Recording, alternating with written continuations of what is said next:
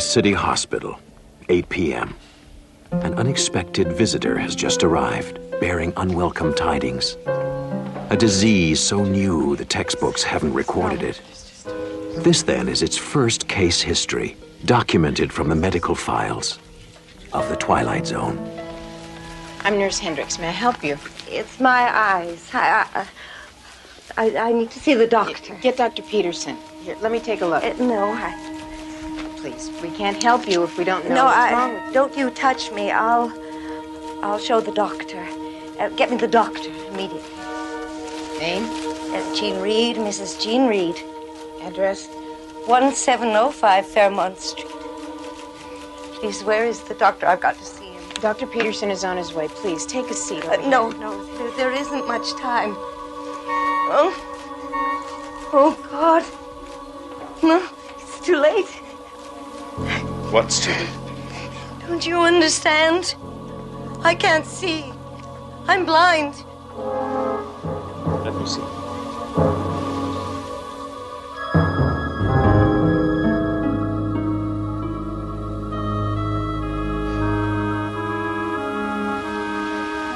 Come with us, please.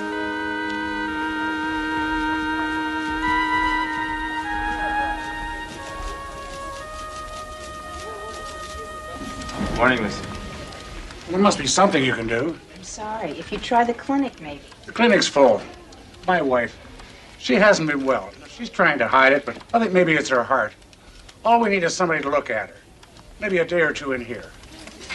Mr. Wells, without medical insurance or some guarantee of payment, we simply cannot admit her. I'm sorry. It's hospital policy. There's nothing I can do.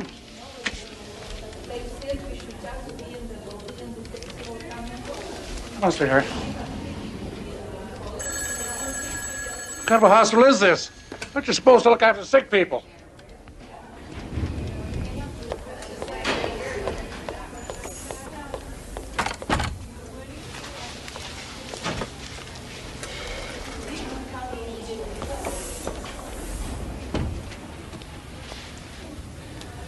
I couldn't help overhearing. You all right? I'm fine. It's not my decision. It's hospital policy. I think people would understand that. Got it.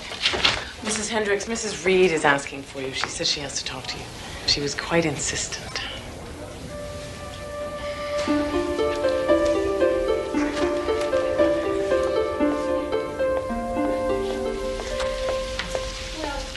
You wanted to see me, Mrs. Reed? Yes. Hello. Won't you sit down, please? I have a great deal of work to do, Mrs. Reed. I have something to tell you. Sit down, please. Dr. Robbins. Calling Dr. Robbins. Mrs. Hendricks, we're alike, I think. You and I.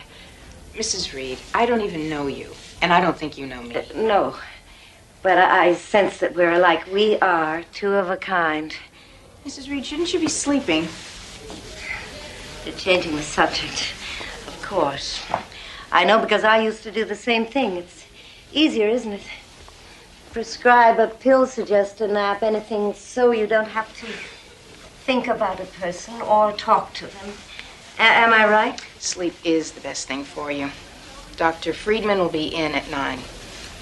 He's our chief of staff and one of the finest eye specialists in the country. You'll feel much better after he talks to you. Oh, I feel all right now, Mrs. Hendricks.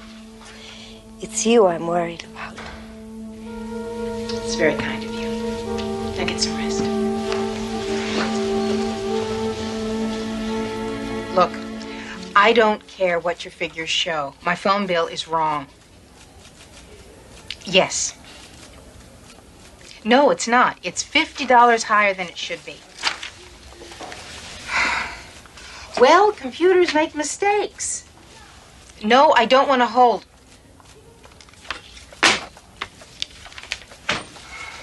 You look like you need a vacation, Claire. It's just the way people treat you sometimes. You want to... Never mind. What can I do for you?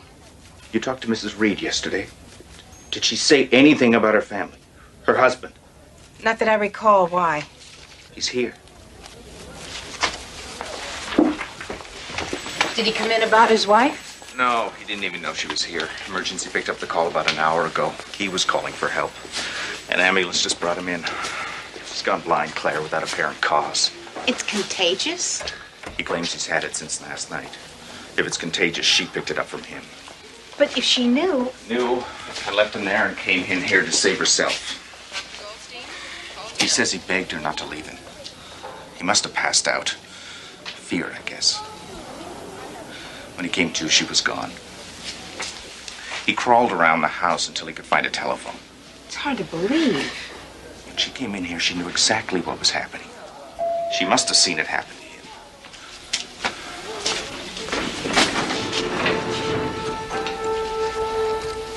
Mr. Reed?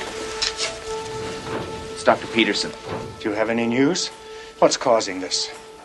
I'm afraid we don't know yet. Then leave me alone. Mr. Reed, I'm Nurse Hendricks. Would you like to be in a room with your wife? We can arrange it. I wouldn't share her air if it was the last oxygen on this planet. Do you have any idea what it's like to wake up blind, alone, calling for someone over and over who isn't there, realizing that you've been abandoned? I don't want to talk to her, or to you, or to anyone until somebody can tell me they found a cure. Leave me alone. I don't care what happens to her. Don't you understand? I don't care. There you are. You both better come downstairs. All hell's breaking loose.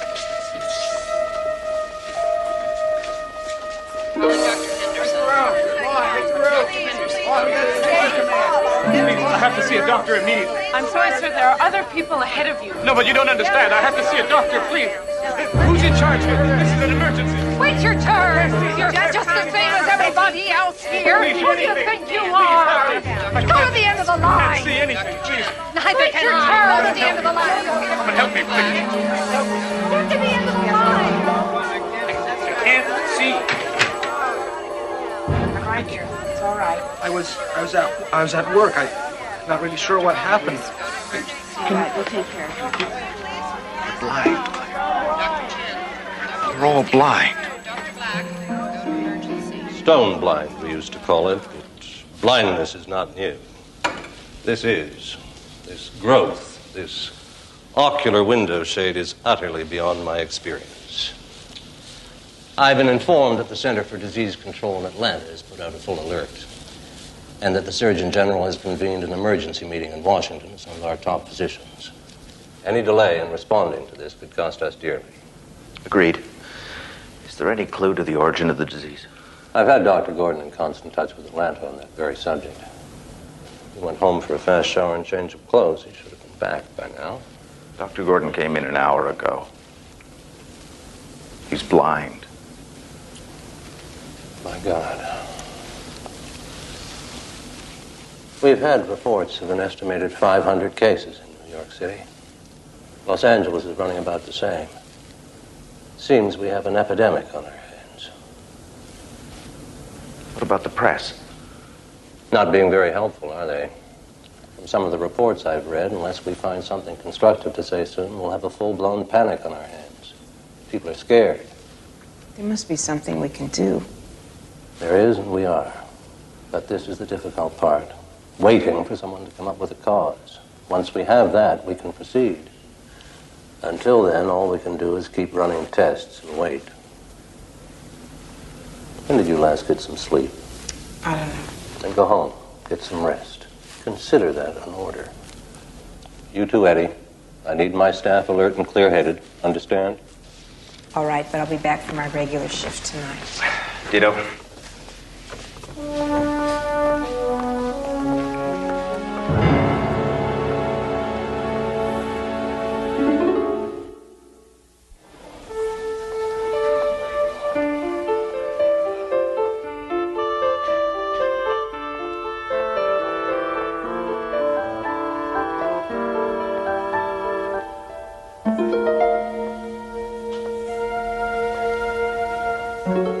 Who is it? It's me, Claire Hendricks. Oh, I'm glad you come to see me. Please, sit down. You must be exhausted. The others were talking about you, how hard you work. They call you a dedicated woman. Is that what they call me? Dedicated? Yes, they used to call me that, too. I was very businesslike. Nothing bothered me. Why did you come to visit me? I don't know. I was on my way home. Dr. Henderson. Yes. Normally you don't visit much, do you? The other nurses mentioned that, too. Is it because you sense it, too? That we're two of a kind, you and I? I should let you get some sleep. Look, I know what's happening to us. I know how it's happening, and I know why it's happening. Would you like to hear, Claire? Yes? It's because we're monkeys. Remember, see no evil, speak no evil, hear no evil. We used to be courteous, didn't we? We used to care. We used to rise up in outrage if someone was in pain or abused or unsheltered. But now, don't you see? We've cut ourselves off from so much. We refuse to see what's going on around us. We turn a blind eye to the pain. Now it's catching up with us. Now it truly is a blind eye. That's preposterous. Is it? I heard your husband went blind first, and you abandoned him. Is that true? He just gotten a call that his mother died. They weren't very close. When he heard, it was like someone discussing the weather. That's when he became a monkey. And I ran. Yes, I ran to save myself. Now I'm a monkey, too. This new growth is irritated and inflamed. The ocular muscles are functioning normally, though, which leads us to believe the eye itself is undamaged, though shuttered away beneath a curtain of flesh. There is a chance that surgery can remove this flesh curtain without injuring the eye, but we won't know for certain until we try it. There's still no news from Atlanta on possible causes? They may have a theory, but they're being pretty tight-lipped about it until they can confirm. They estimate that at the present rate, the number of those afflicted could reach 100,000 by week's end. What about the issue of quarantine? I can confirm that it's being discussed, but that's all. Because there's always a chance that it may not be a disease at all, but some sort of latent mutation triggered by some change in the environment. What's got 100 arms, 100 legs, 50 heads, and no eyes? The south wing of the hospital. Could I have your attention? I have just received a fax from Washington. At 1700 hours on the 10th of April, that would be only hours before the first case was discovered, an explosion was reported at a top-secret biological research lab in Alaska. It is presumed that certain unstable forms of bacteria may have been released into the atmosphere. It is estimated that their effects could be unpredictable. It is fairly certain that the bacteria released cannot survive long outside the laboratory.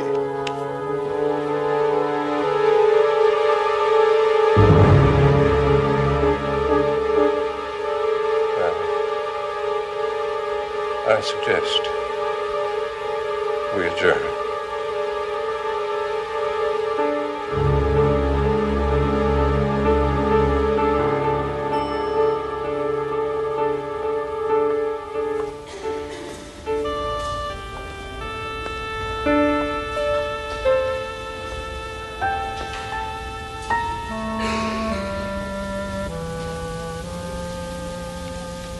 Claire, Hello, Eddie. I thought you were going home.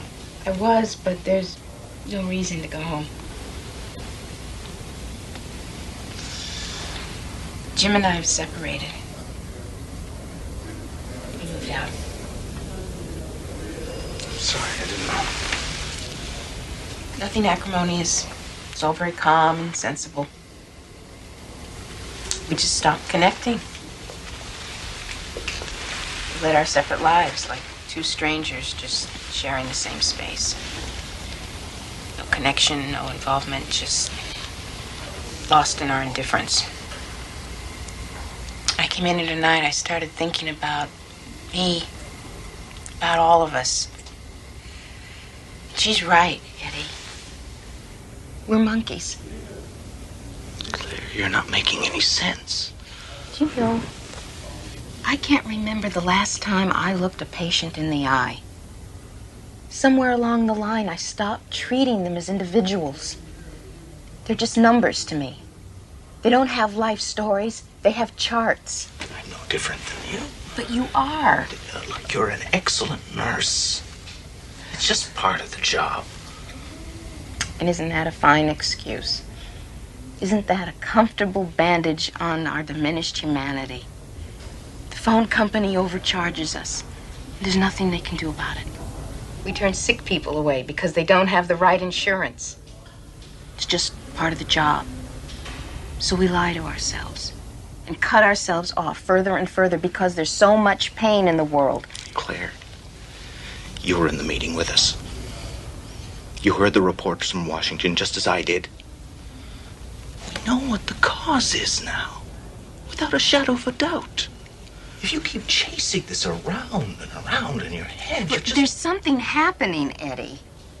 That report doesn't explain why only some people are susceptible and some aren't. What does it say in the Bible? If thine eye offend thee, pluck it out. Stop it.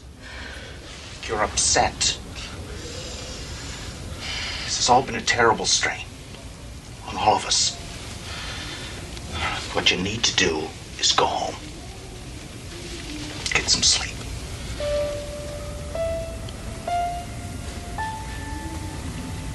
Yes, I'm sure that'll solve everything. Good night, Eddie.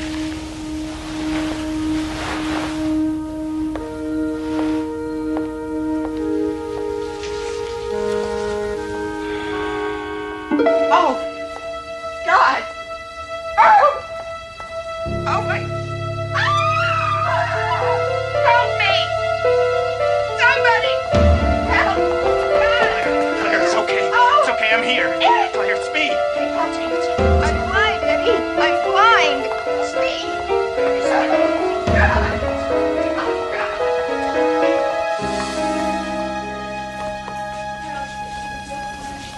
Dr. Friedman. Ah, Eddie. Good. Thank you. Dr. Peterson will play guide dog for a while. How's Claire? She's the same. No vision. None at all? Oh, I'm afraid. Mrs. Reed, good. I was hoping to see you. It's Dr. Peterson here. Yes. I was wondering if you could drop by Mrs. Hendricks' room. Maybe help cheer her up a little bit. She thinks a lot of you. Of course, I'd be glad to. There's...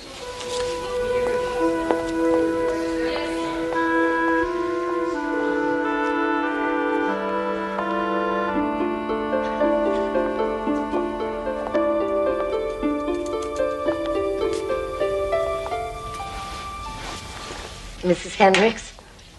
It's me, Jean. Can I visit for a while? Of course. Well, isn't it exciting? We're going to see you again. Operation works. 20 out of 20 successful in L.A. Dr. Friedman's getting his this afternoon, and I'm tomorrow. And you? When are they planning to operate on you? They're not. They're what? The operation isn't really the answer. You said it yourself, remember? You're right. No, but that was before we knew about the bacteria, before we... Now we have an easy answer. Solid and uncomplicated. But it won't last. It'll happen again. And they'll come up with something else. But what happens when we run out of solutions? Easy answers. It's time to go now, Mrs. Reed.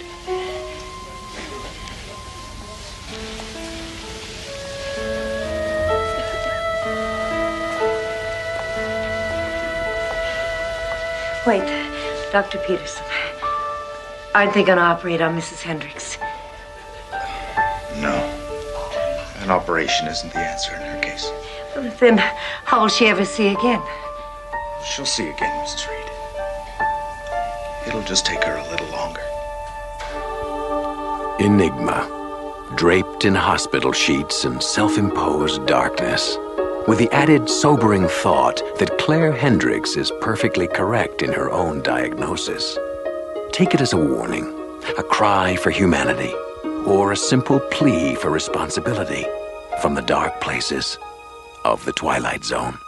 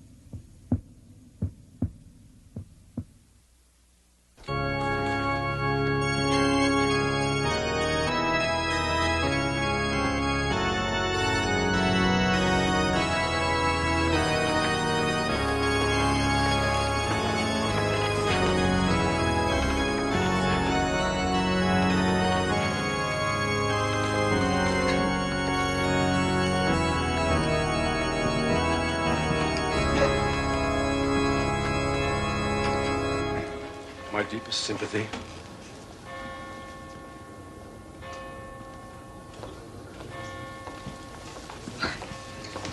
A lovely service. Terrible loss. Yes. Are you related to the deceased? No, not at all. Oh, a friend of the family then. No, actually, I don't know anyone here. They're all strangers to me. But it was still a very lovely service. Barbara LeMay, the woman in black, out of place in a world of colors and sounds and life. A woman caught between fascination and something more profound and less earthly. Barbara LeMay, with one foot in the grave, the other firmly planted in the Twilight Zone. As I was saying, a lovely service. There must have been at least 150 people there. They had a reception afterwards, and they served the most delicious finger sandwiches. So, who was the service for? I didn't know we knew anyone who had died. I'm not certain. You know how I am with names. You mean you... Mother, you have got to stop going to funerals for people you don't even know. Why? Well, because it's wrong, that's all. They had white roses. Oh, you should have seen them. White roses tied with tiny red ribbons. Silk, I think they were. One for each year. There was music. And there were such words spoken. Such love. When I go, I think I would very much want a service like that. Would you see to it, dear? Mother, will you please stop it? You know I don't like to hear you talk like this. Jason, these things happen. We hate to think about them. No. You don't hate to think about them. You love to think about them. Mother, why is it every time I see you, every other word is death?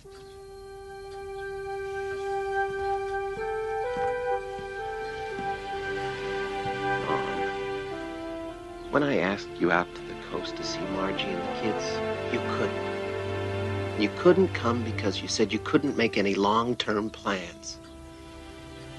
How the hell am I supposed to explain that to them? I'm sorry.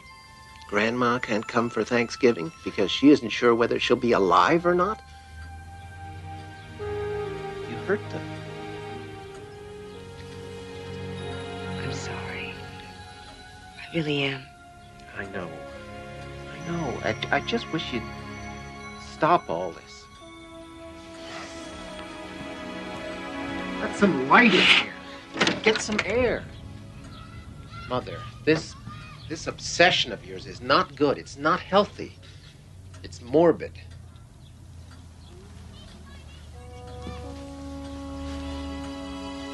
Mom, I love you very much. And I want you to see your grandchildren grow up. I'll try. I will, really. Okay. Oh, I'm sorry. I've got to go. Plane to catch. Then you go. And you give my love to Margie and Ben and Susan. I'll be fine. Really.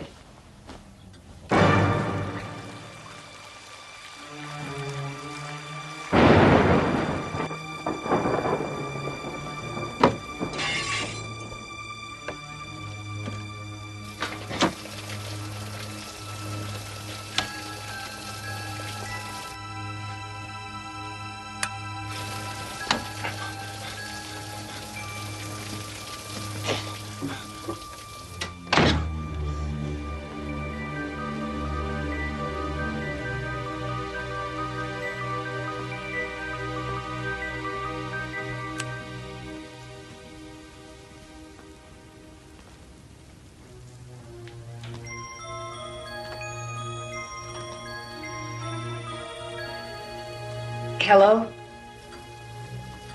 Is anyone there?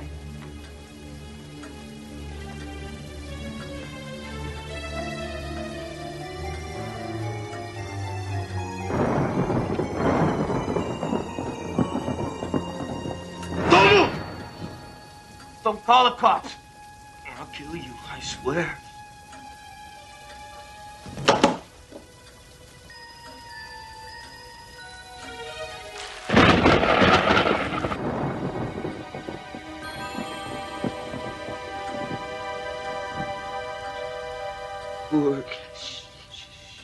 Don't try to talk.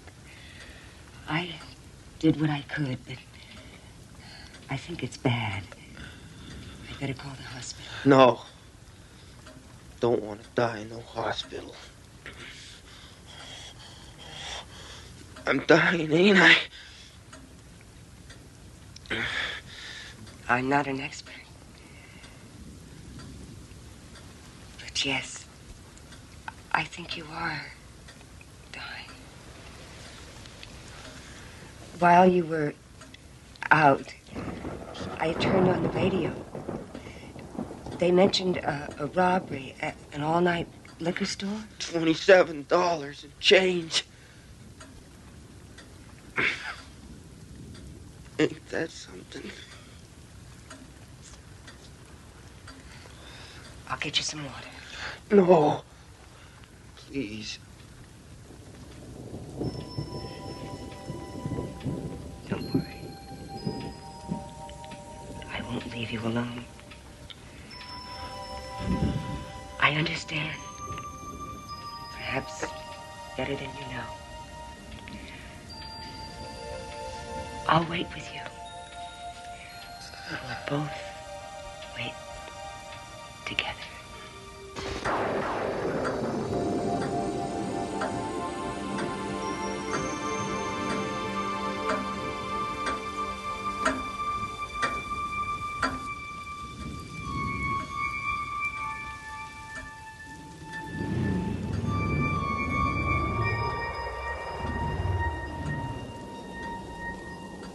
You're here, aren't you?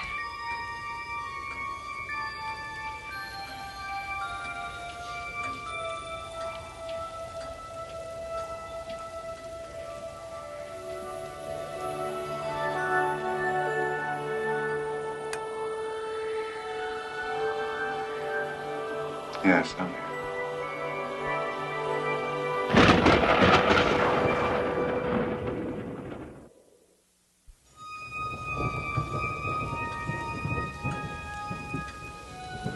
see you. Are you surprised? No. No, I suppose you wouldn't be. We spent so much time together, you and I. It must make one more sensitive. Yes. I was in the hospital once. The woman in the room next to me died in the night. I felt you nearby. Who are you talking to? No one, Trent. No one. It's all right. It's so cold.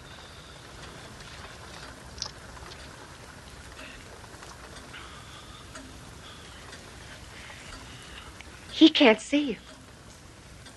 I won't exist for him until it's time. Where do you take us? To a better place? Sometimes. It must be beautiful. Well, it's a place like any other. Oh, no, please. Please, wait. Wait. Why don't you take me instead of him? What's he to you? Nothing. No one. But he can't see the beauty in you. I can. I see it in so many ways. The peace, the freedom, the tranquility, the poignant, fragile beauty of that one final exhalation, the gathering of the soul, the ceremony of the... It's his time. Oh, but he can't appreciate you as I can. I have no one here, not anymore. No. Why? I cannot take life where none exists.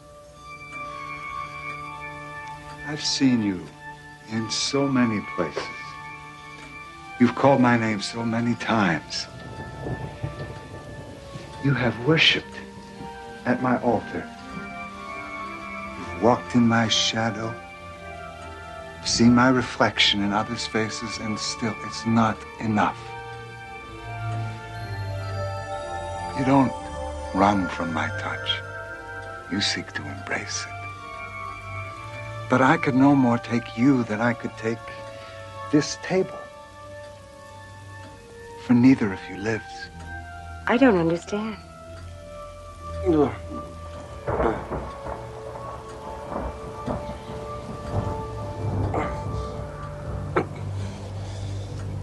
See how he resists me. Even now, clings to life. For in each second is the possibility of joy, however often defeated. Even now, this close to me, he's more alive than you. I bring you peace, sleep. Don't be afraid. For I alone will never leave you.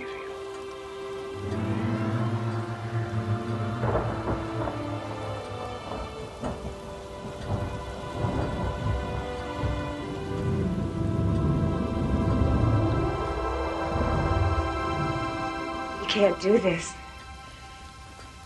You can't just leave.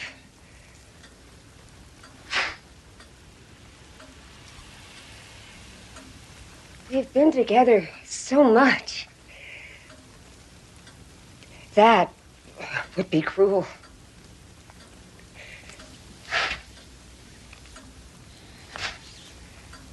What do you want me to do? Go and feed the pigeons in the park? Is that living? I don't have anyone. Don't you understand? My son, he doesn't need me anymore. Everyone I knew is gone. My husband, my friends. They're with you. You took them away from me, and now you won't even take me. Why? Why? Am I not good enough?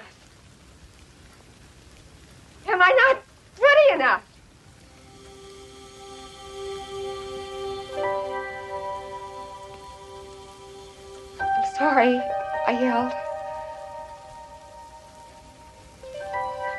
Please, stay with me. Just a moment.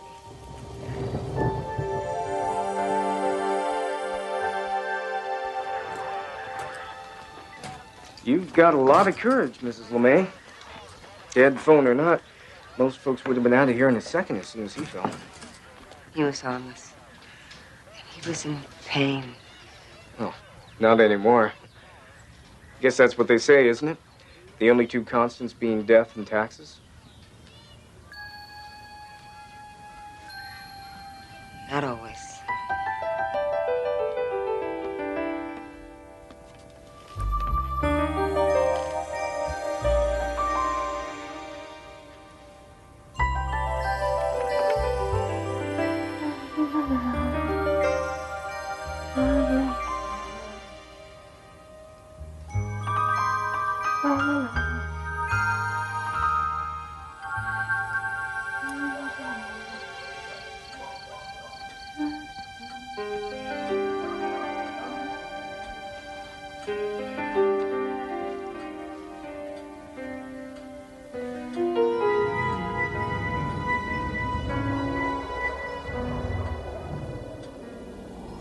Have I hurt you? No. Yes. How? It wasn't my intention. No, it never is. But asking myself the same question. It's just that one by one, everyone I knew went away. They went with you. I suppose, in my funny way, I became jealous. You took them away, and if I couldn't have them, then I wanted you too. So I began spending all of my time thinking about you. And I started to see why they went with you. It was their time. I suppose it was. But there was more to it than that. I saw it in their faces after they had seen you. No more pain, no more weariness, no sadness, no loss, only peace. In the end, you're all we have, aren't you? When my husband was dying, he suffered so much. And I couldn't do anything to help him. But you did. I remember. I think it was then that I began to feel love for you.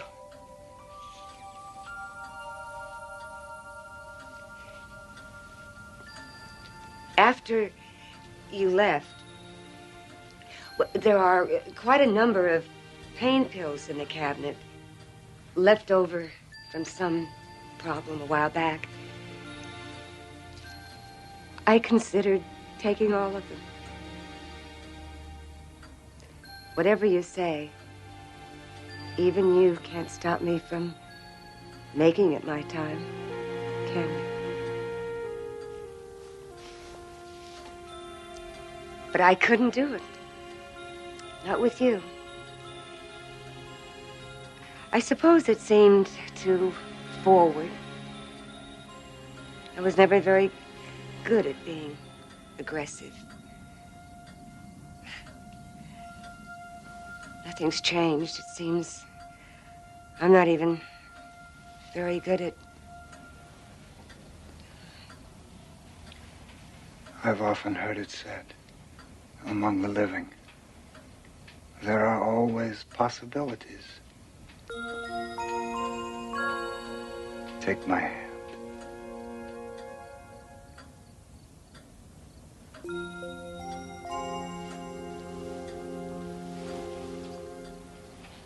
Now, in this last moment, are you afraid of me? Oh, no.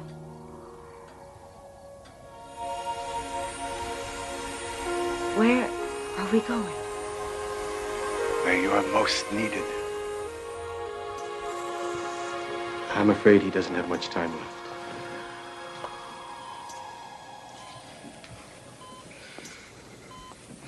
Is it dark in here? Yes, it is. I'll try to find someone. No, please. Don't go. It'll be all right. I have to go. No, please. I'll be right back. Wait.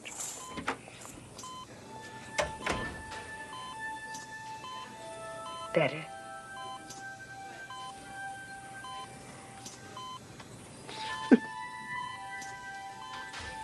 I'm sorry. I'm afraid. Don't be afraid. I bring you peace, sleep, and I alone will never leave you.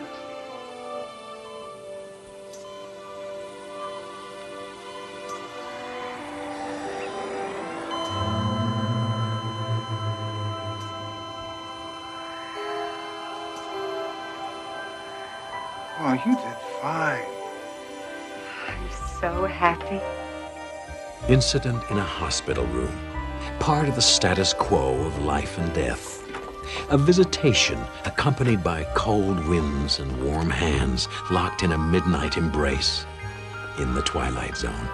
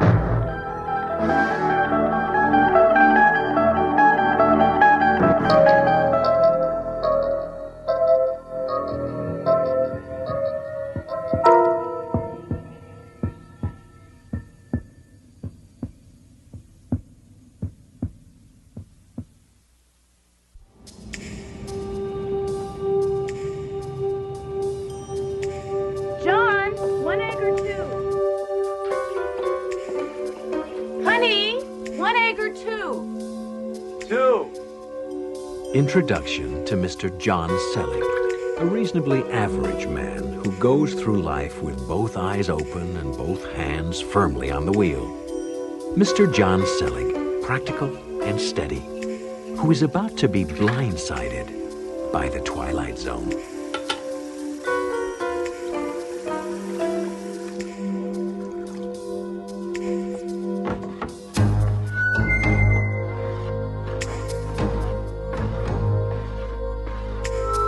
Les? Les? Leslie? Leslie? That's all right, sir. Don't worry about a thing. Be fixed in a jiffy. No, but it oh, fell. yes, sir. Shoddy workmanship. I'm terribly sorry about all this, sir. It's just the way things are these days, you know. Always rush, rush, rush. Nobody giving a fig for quality. Not like the old days. Hey, wait a minute. What do you think you're doing? Fixing your mirror. What's it look like? But there's a camera back there. Where? I don't see a camera. Well, of course not. That's because you just covered it up. Did I? Well, that's one job done then. Good day. Hey, come back here. Where the hell do you think you're going? Back to work. And may I suggest you do the same thing? It's nearly 9 o'clock, and you know how Mr. Weatherall gets... Never mind. Never said a thing. Good day. Hey, wait a minute. How do you know my boss's name? I don't. But you just said it. I didn't. You must have mistaken me for someone else. Good day. Listen, are you going to stand there all day? Yes. I want to know what you were doing up there. Up where? Upstairs. The mirror, the camera, remember? Ah, yes, that. Nothing whatsoever. Just a little routine maintenance. It's a camera. You've been spying on me. I have not. Look, it's all just part of the job. Now, be a good fella and let me get back to it. No. I'm going to call the police. You wouldn't want to do that. No, I don't think so. Why not? False complaint. Show me where it says fixing the camera's against the law. That's not the point. I didn't put that camera there in the first place. It's not my camera. I don't even know how it got there. Ah, then you want installation. Oh, I'm sorry, that's not my department. Have a nice day. Oh, you know, you're not as pleasant in person as you are on TV. That's it. I am calling the police. There's really no need to do that. Look, John. May I call you John? We don't want to make too big a scene over this. I mean, it makes everything too complicated. I'd tell you, but... Look, all right, I'll tell you, but... We've got to stand right in there. In the closet? Shh. Why there? It's outside camera range. But it's in the bathroom. No. The other cameras.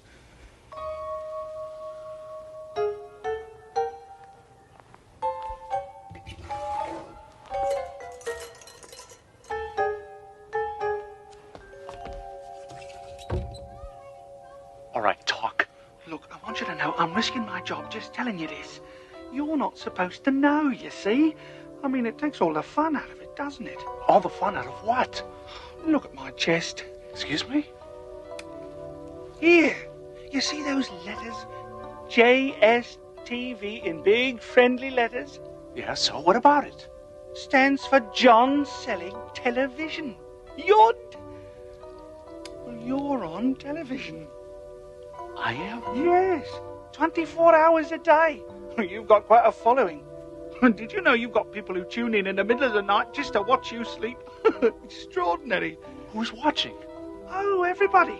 Well, everyone who subscribes, at least. Everyone, my neighbors, all the people I know. They were quite helpful, yes. Helped to set up cameras all over the place for maximum coverage. Your job, your car, the office, living room, den, bathroom. Well, that one was less than perfect, wasn't it? Bedroom, kitchen, rec room. Bedroom? Well, it is a cable service. Adults only, that sort of thing. Well, now you know. So, if you'll excuse me. I don't believe you. How could something like this happen without someone telling me? Shh. That's the whole point. If you knew you were on TV, you'd act differently. It'd take all the fun out of it, like I said. That's why everyone on the service signs a contract specifying they won't spill the beans. Besides, gives all the folks you know a chance to be on TV. Archie, call 9. Have to go. Now be a good fella and don't tell anyone I told you. All right?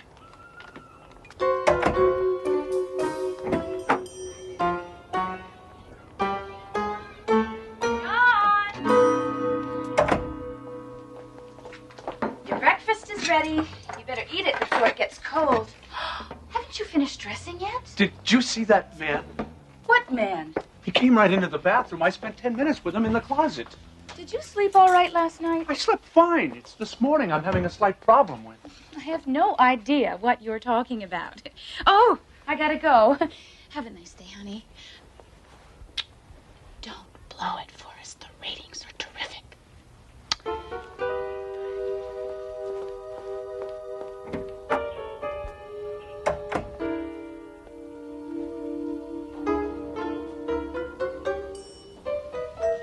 Let's see.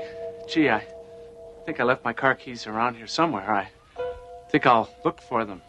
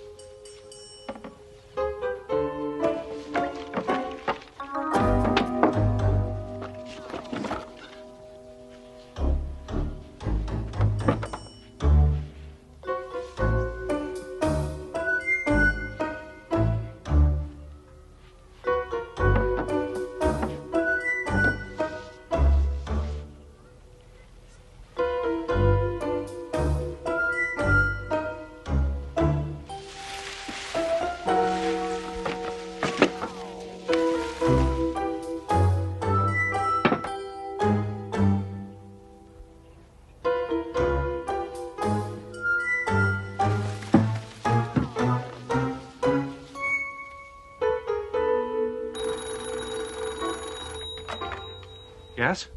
This is to inform you that destruction of company property is to be avoided at all costs.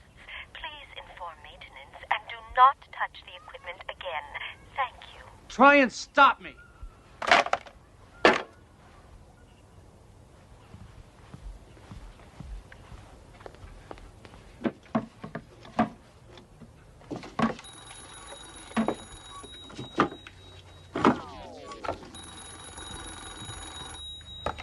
Hello. You were warned.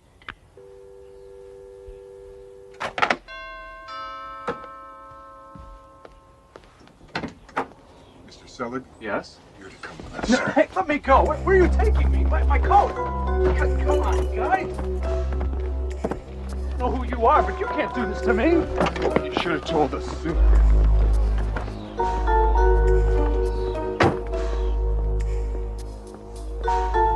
Well, you've gone and done it now, haven't you? Done what? Where are we going? There's some very big trouble, I'd say. Yes, some very serious trouble indeed. Smile at the birdie, Mr. Selig.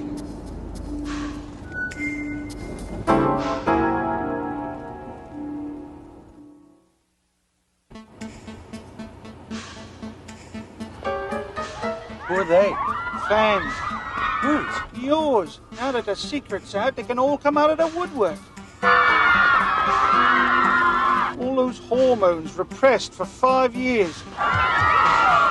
Disgusting, isn't it? Well, they rip the clothes right off you in a second, just like that. Do you really think so?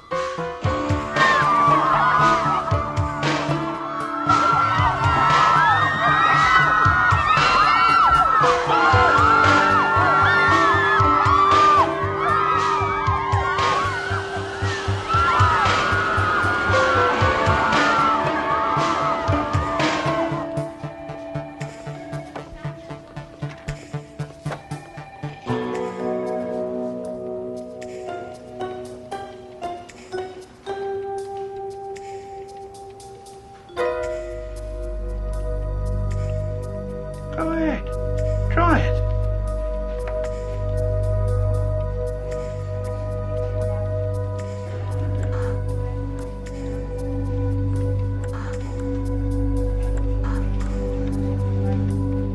Typical, isn't it? All these channels, nothing interesting on.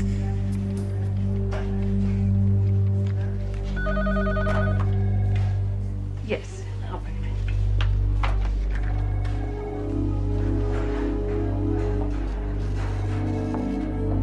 If you please, Mr. Selig. This way.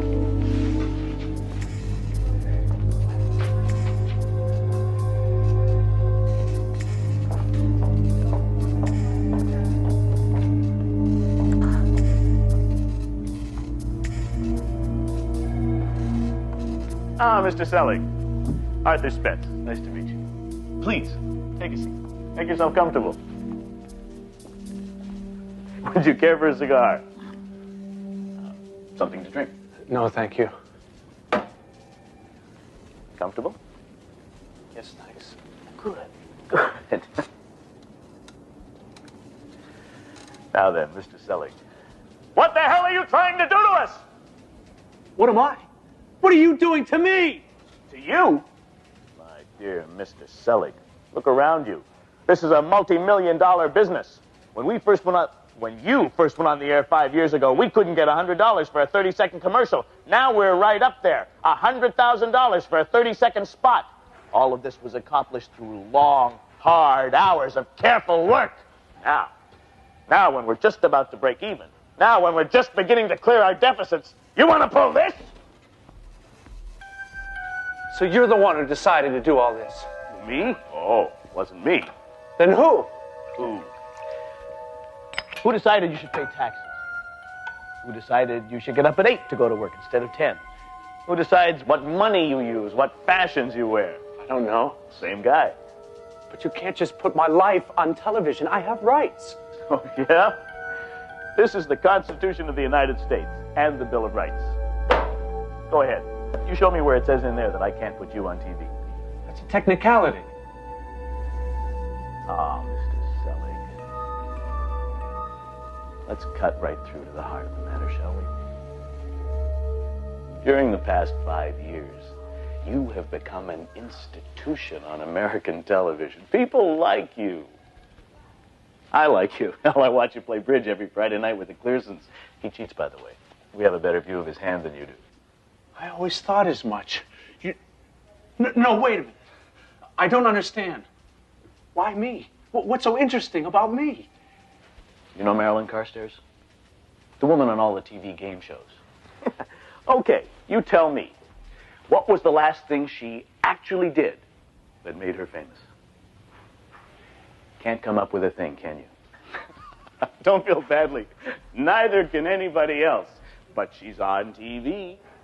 You see, some people are famous just for being famous. You put their face on TV often enough, and before you know it, they become a celebrity. We took the same bet on you, and it paid off. There were down times. You have to expect that. Like when you lost your job 2 years ago. You know, at first the ratings went up. Everybody wanted to know what was going to happen. But when you stayed unemployed, the ratings went down. So we stepped in and arranged that job for you at Teldar. You did that? Of course. Mr. Selig, you don't actually think that things happen by accident in this world. Haven't you ever noticed how sometimes things just seem to go your way? Something will happen and you'll find yourself saying, gosh, that was lucky, or gee, wasn't that a coincidence? That would be us, Mr. Selig. We have a whole department that looks after happy coincidences. How do you think you met Leslie? My wife? Hired by us. Though I suppose we'll have to find her a new spot now. If you persist in making a federal case out of this. There you have it, Mr. Selig. Thousands of jobs. People's livelihood, millions of dollars of income. It's all riding on you. Can't you just forget it? Go back to living your life just the way you did before. No, I can't. I want my privacy back. You have no right. As you wish. I'll have a car brought around to take you home.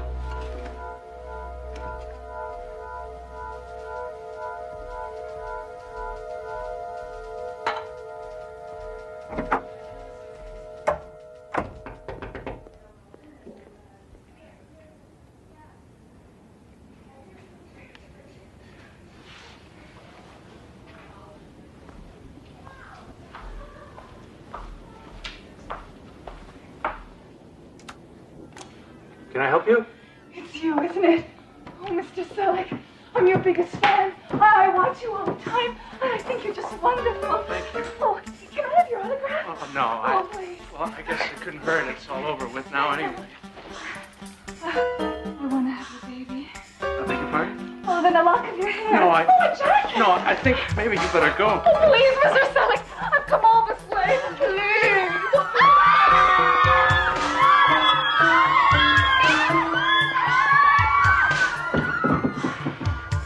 I'm supposed to take you home.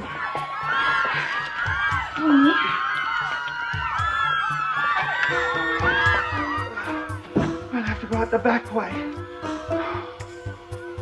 And I want you to know I got sacked because of all this. 2 weeks' notice and out. Just as cold as you please. I'm sorry. I didn't mean to cause you any trouble. I wish there was something I could do. You just did. Come on.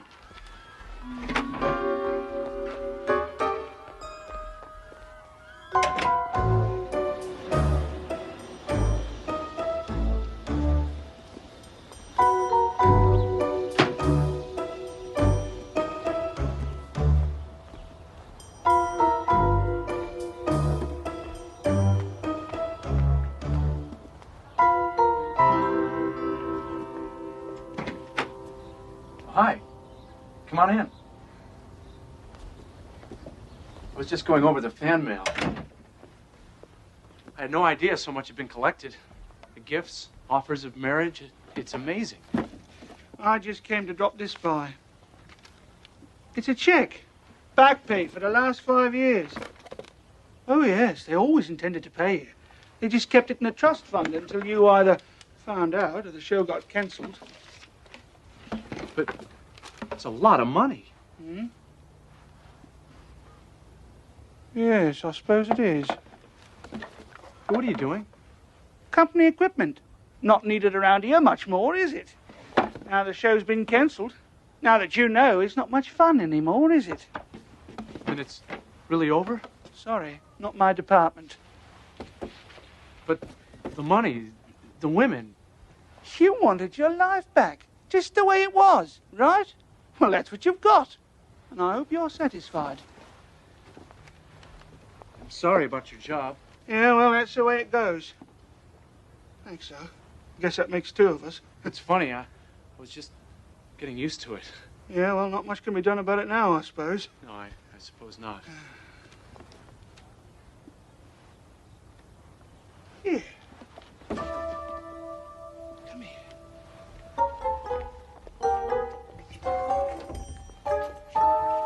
Look, I was thinking, if you were the guy in charge and I were you, what would you do?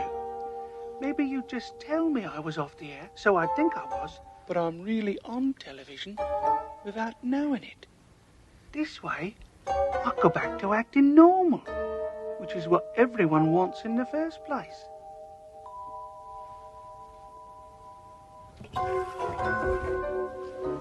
Well then, John, good luck. Break a leg, as they say.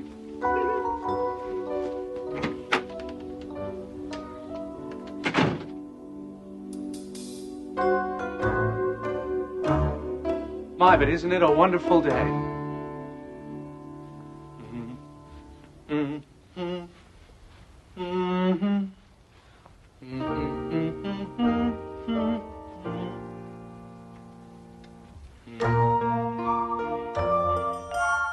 The next time you think people are talking about you behind your back, or a happy coincidence seems just a little too good to be true, check behind the bathroom mirror, or see if there are any channels missing from your TV. It just might be that John Selig's ratings have dropped, and you've become a star in the phosphor dot world of the Twilight Zone.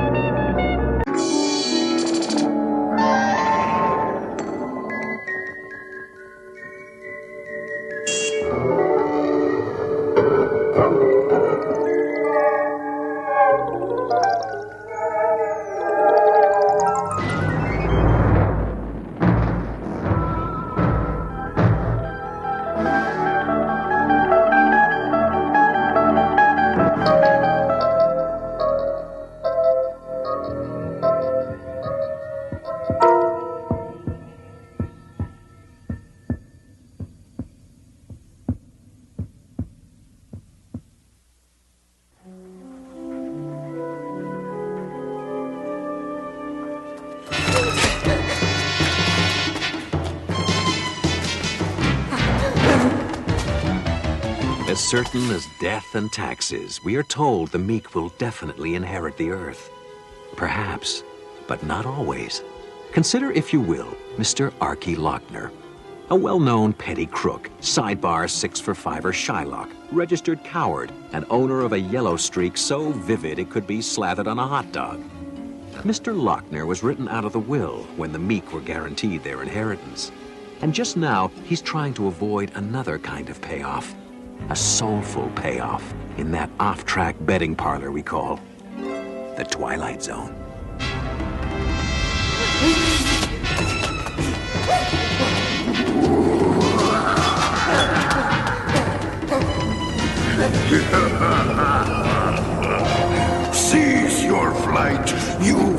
fleshing fist fire!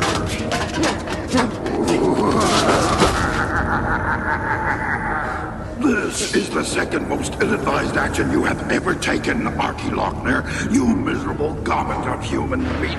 The first was trying to make a bargain that would outwit me. I'm 32,000 years old, you human virus. Even among my peers in the fourth canonic order of demons, I'm considered a truly ghastly dinner companion. Did I mention I enjoy sucking the marrow from the living bones of idiots like you? Whatever made you think you could outwit the magnificence of Volker? I still got 2 days. The contract ain't up for 2 days. Why is it you're tormenting me? Because I'm a demon, you imbecile. I don't send singing telegrams. I torment. It's what I do. That's why I'm called a demon instead of the Easter Bunny. 2 days? You made the deal. You don't bug me for 2 days. Bug you. Bug you. 2 days from now, I'll remember you mentioned bugs. Perhaps I'll turn you into one. A small, black, crawling bug. Not unlike the kind I spear with a claw, crack like a nutshell, and feed to my serpent mate, Diptha. She loves to be bugged.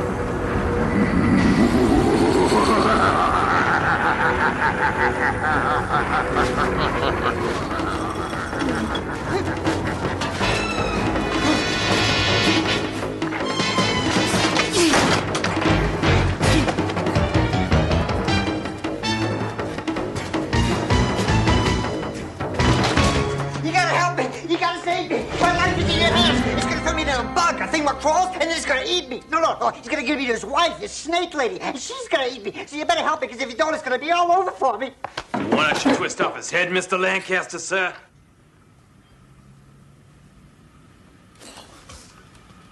I perceive that you must be seriously deranged to burst in here unannounced, Archie, with half my boys looking for you. That is, unless you have secreted somewhere on your scrofulous body the $165,000, including today's interest at 750%, that you have owed me for 3 months, 3 weeks, and 4 days. You gotta protect me, Mr. Lancaster. I can do that, sir. I can twist off his head for you, Mr. Lancaster, sir. Sit, Bork. Nino, before we have Gus and Bork reduce him to his component parts for shipment, would you be interested in hearing his tale of woe? Calmly now, Archie. Tell us what seems to have unhinged you. The 165 G's I got loaned from you, I needed it because I had to make this kind of deal with this demon. This thing with big teeth, he calls himself Volkerps.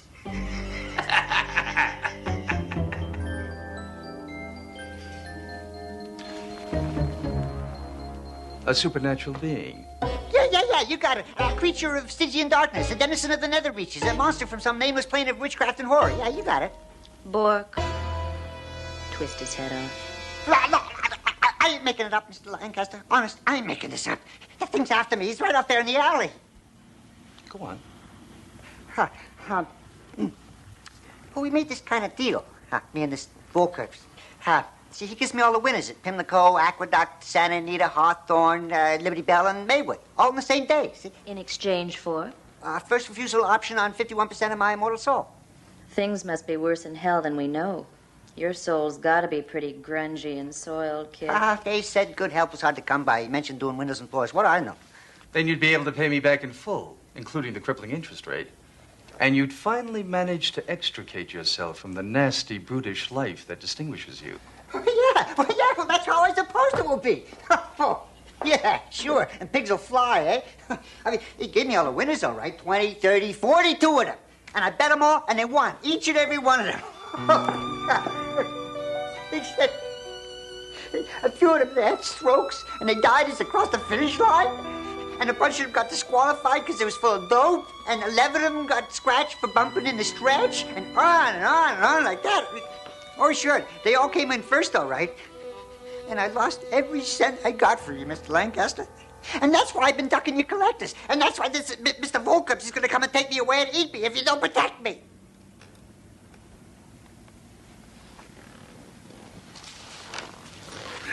Why should I bother? Even allowing that this fantasy has a basis in fact. Well, $165,000 plus the interest for 4 months, including next week. Miss Thorne is my accountant, Archie. She makes a strong case for your continued existence, despite its truly distinguished wretchedness. Then you believe me? I believe that I believe you believe it. As the most powerful underworld figure in this great metropolis, I have managed to make cohesive sense of the rackets. Now I grow bored. Ennui fills my days and nights. Save for the joys of my association with Miss Thorne, of course. You've bought yourself a momentary reprieve through dint of sheer imagination, Archie. I won't have Gus and Bork dissect you. I will assist you. Already I feel heroic. Now tell me, how did you even go about locating a demon in these conservative climes? Well, this is a woman I heard about. Supposed to have a strong in with the netherworld. I visited a couple of times. She set it up. I think she gets a commission. I suggest we pay her a visit. Gus, the car if you please. Try to hurry, dear. We have dinner with the mayor tonight.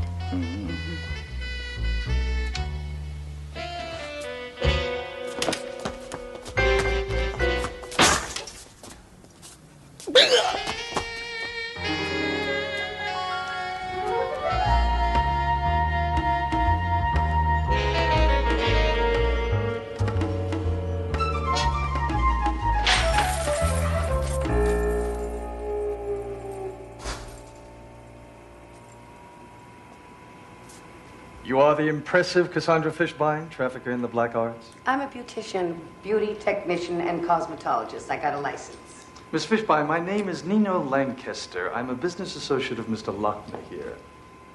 He advises me you served as a go-between, amanuensis, amicus curiae, for him and a, personage named Valkerps. I'm calling a cop. Probably not. Very likely in my employ in any case. I ask your assistance voluntarily. Or perhaps I could ask my employee, Mr. Chaucer, to persuade you. Hey, who the hell are you? Look, I'm just a poor businesswoman trying to make an honest buck in a world of kids hot for purple hair and shaved heads. Ah, yes, business. Have you ever considered the range of unexpected tragedies that could befall an unwary coiffeuse, whose insurance premiums, no matter how exorbitant, would not cover the mysterious mixing of DDT with her shampoos? Or the inconvenience resulting from perhaps, all of a sudden, the truckers who schlep said wares from the distributors decide they've lost the bills of lading, and said goods wind up in Beirut?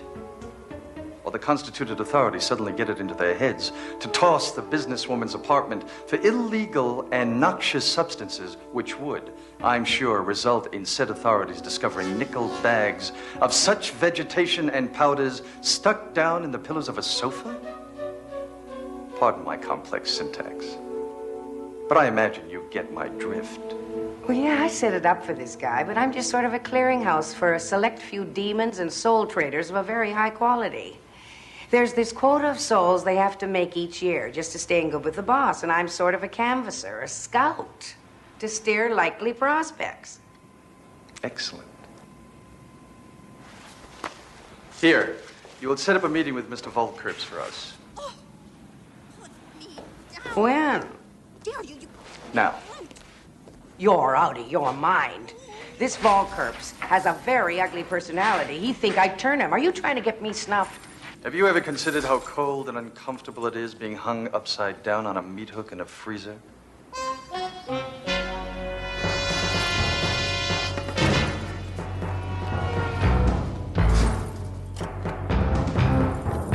By all the Majas of Solomon's court, by the three-eyed moon of Astaroth, I call thee, Valkerps, to come forth.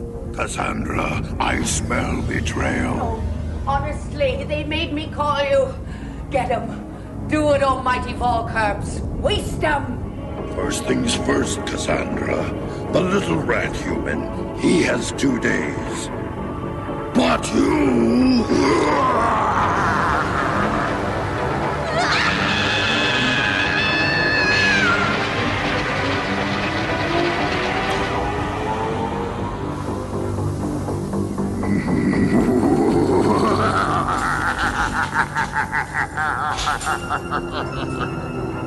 Next.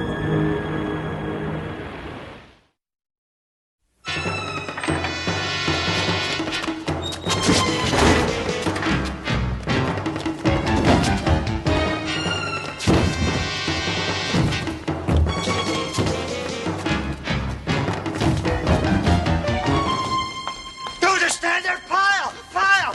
What happened? Where's Nino? I don't know. He's dead. He's gotta be dead. Volker's came. Big! He was big and right there. He came straight from hell. He still stunk a rotten egg. You left him? You ran? He ran like hell. The thing just fricasseed the woman. Hit her with some kind of laser. It turned her into ashes like an old cigar. Oh my God, Nino! Nino! All right. That means we have to consolidate our interests.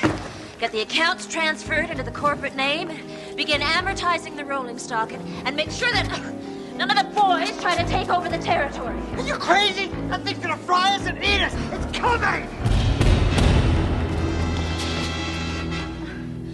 Who's there? Nino, open up. You alone? I said open the door, now.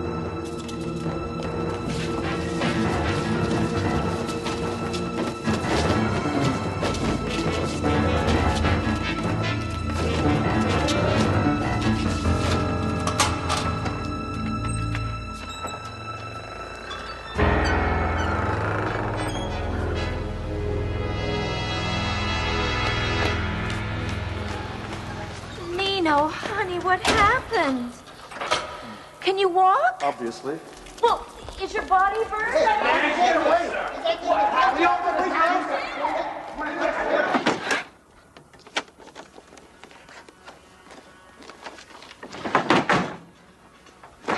It's going to be a little more difficult than I thought. I'm doomed. If you can't take him, what chance have I got? I didn't say it was impossible. I said it was going to be a little more difficult than at first I thought. How'd you get away? I dazzled him with fancy footwork.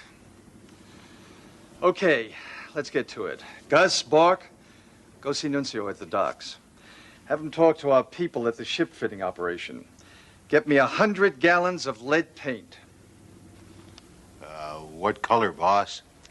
Doesn't matter. Well, it comes in battleship gray, you know, which is like your standard color. Maybe we can get him to mix up a special batch in some nice pastel. Quiet!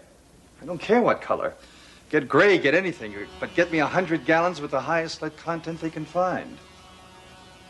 Then spray the inside of this office. Ceiling, floor, walls, windows, every inch of it, every corner. Then do it all over again. And when you're done, do it 10 times more. While they're getting the paint, you keep an eye on Archie. I've got a long trip ahead of me. Hey, wait a minute. You can't just go and leave me here. Where you going? Where's he going? Some things you don't want to know.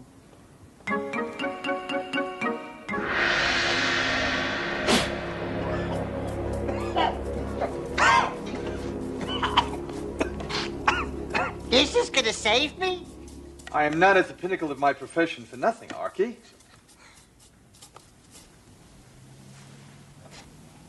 We have to wait till midnight. He'll come at midnight. Anybody who wants to go, do it now. Not you, Archie.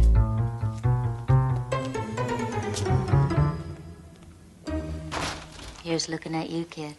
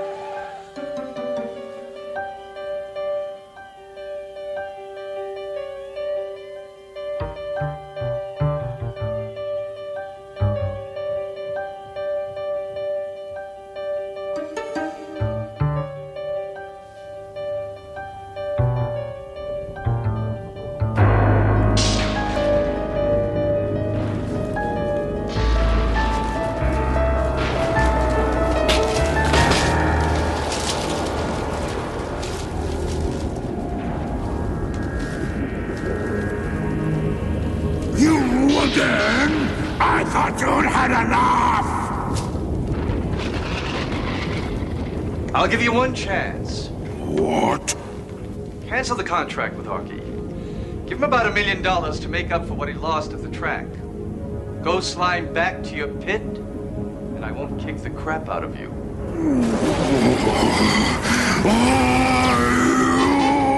Hazel, the door. Arky, the patch.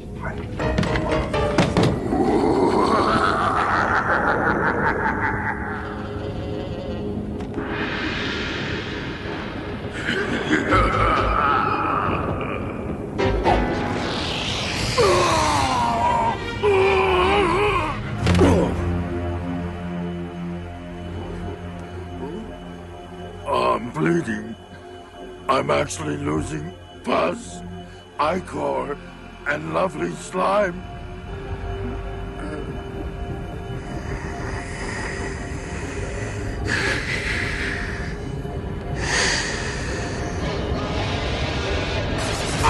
You lousy twerp. Enough is enough.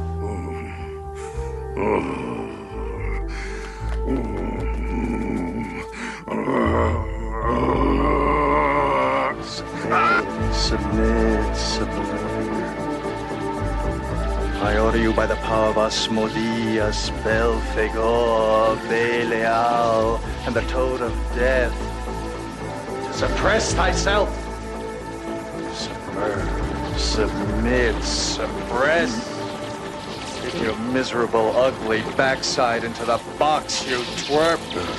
You lousy punk.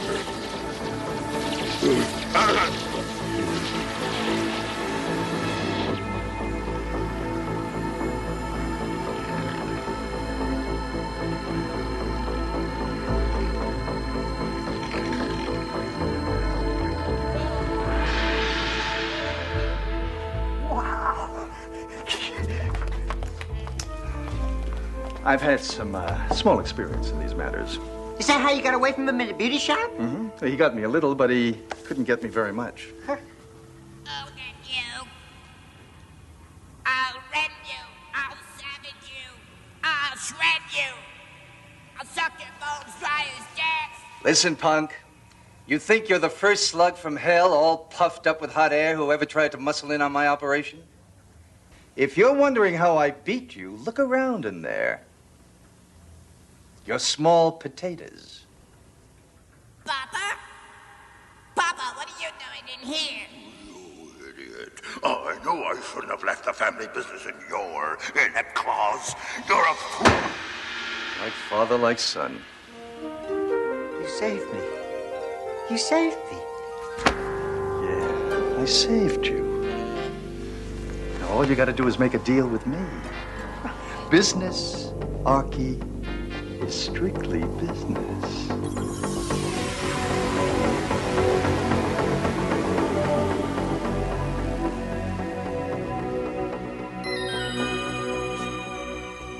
Oh, Arky. Poor Mr. Lochner.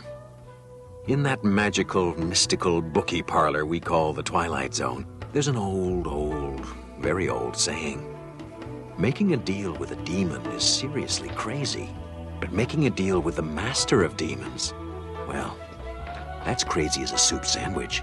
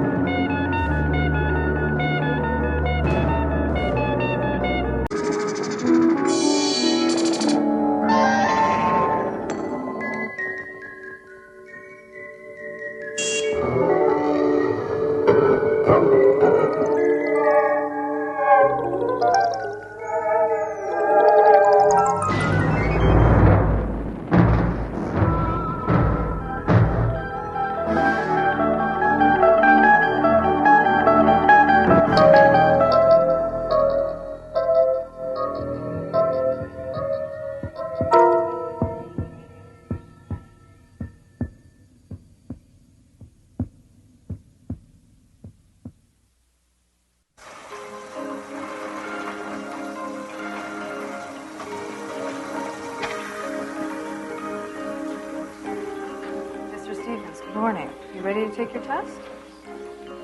Okay. I'll help you. Now? Okay, just step up on the treadmill, please.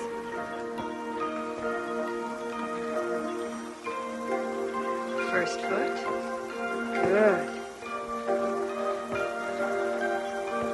Now, we're going to start out very slowly. Ready? And start. Good. That's not so hard, is it? That's very good. How about a little faster? Good work.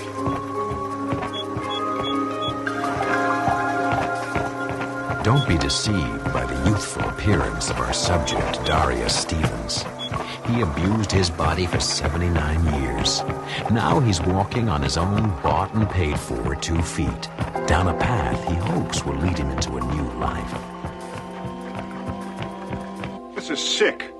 The man is 79 years old, for God's sake. There's no reason why he can't live for another 79.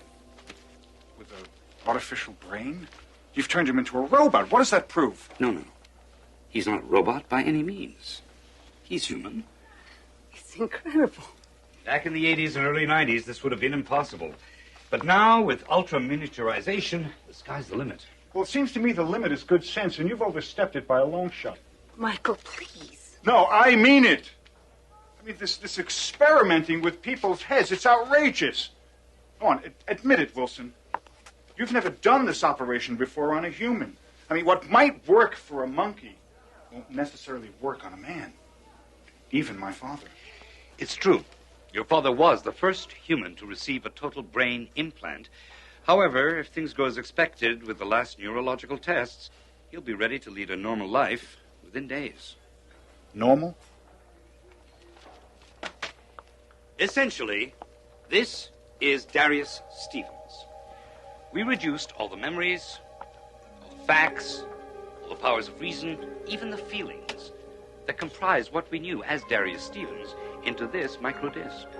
My husband has one of those in his head. No, this was just an interim step.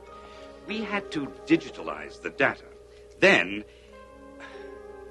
I'm sorry, I can't explain this without getting technical. He thinks, therefore he is. Oh, how philosophical of you, Doctor. But let me address another question. As I understand it, my father is just about now 60% machine by weight.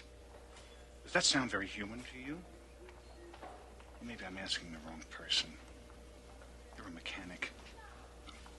You're a man of medicine. I don't think we need to discuss this any further. Thank you for everything, Doctor. We're not out of the woods yet, Anita. Darius was a very active man. It'll be your job to see he doesn't overdo it. I will. See you later. So, when is the Tin Man getting back from physical therapy? Michael, I've had just about enough of your cynical attitude. Sounds to me like you'd rather have him dead. Oh, really? It wouldn't have anything to do with you wanting to take over his company, would it? The fact is, the man is brain dead. And at the very least, he is not competent enough to manage his own affairs. The man is your father. No, he was my father. But this bunch of circuits and tubes and wires and pumps You are get this nothing. straight, Michael. As long as I am in control of his medical care, I don't want you or anyone else interfering. You don't say so. Let me tell you something, Anita. He was my father for 50 years. He was your husband for 6. Don't tell me whether I can interfere or not. The man is dead. I accept it. Why can't you? I look pretty good for a dead man, wouldn't you say? Michael. You look wonderful, darling. Thank you. I feel terrific. What are you staring at? You look like you've seen a ghost. Oh, Michael has his opinions as to whether or not you're actually here. Maybe you're expecting the Frankenstein monster. Hey, Wilson is a Harvard man, but he's not that bad. Hey, come on now. Don't ever forget I'm still your father, right? You're my son. Well, I've got to be going. Stevens Incorporated can't run itself. Don't worry, Michael. I'll be back tomorrow.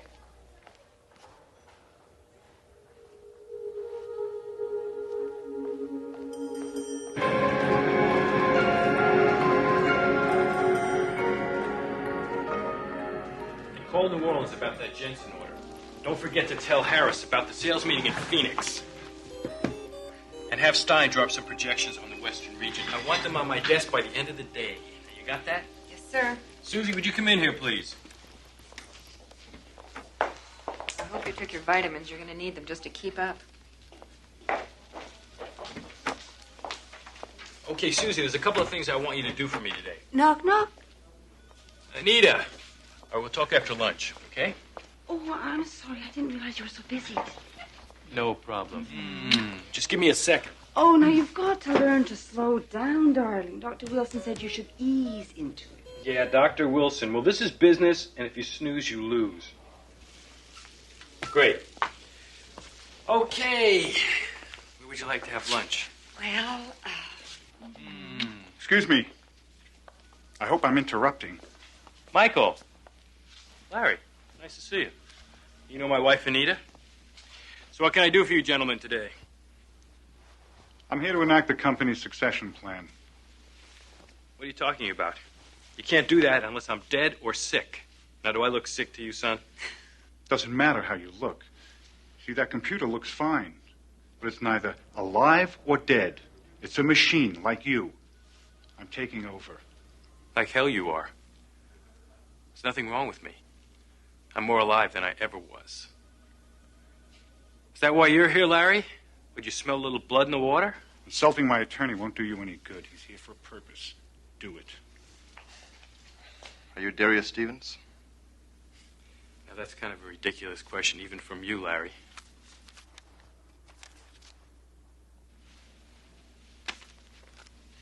Hey, what's this?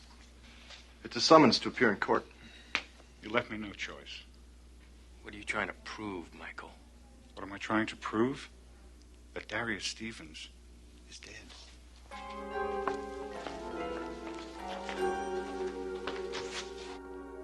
This is all new territory for the law, Darius. There must have been cases before this.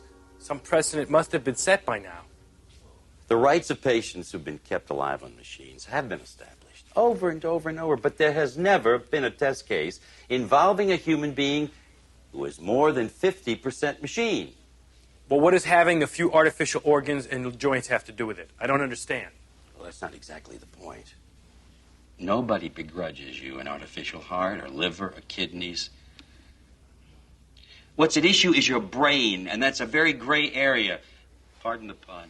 That is ridiculous. You wouldn't say that someone with an artificial leg wasn't human.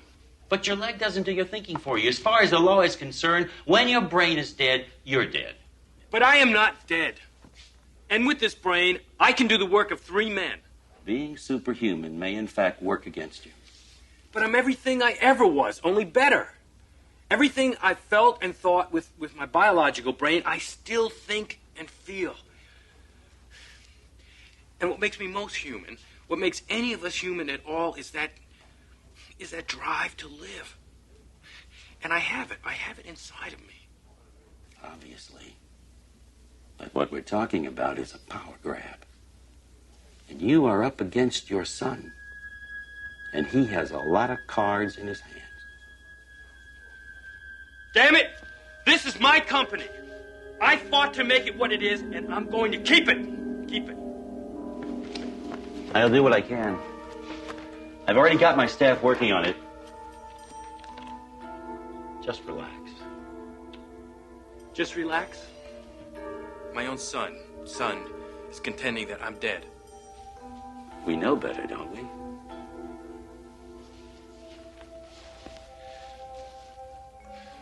Well, I'm not going to sit on my hands, Dave. I'm going to do a search for any legal precedent that is vaguely related to this. I can do it faster than your staff. Fine.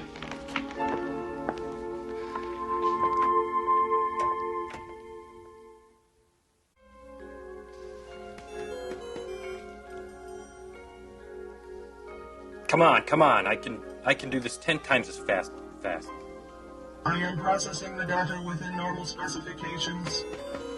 Well, increase your specifications. What did I do with that readout?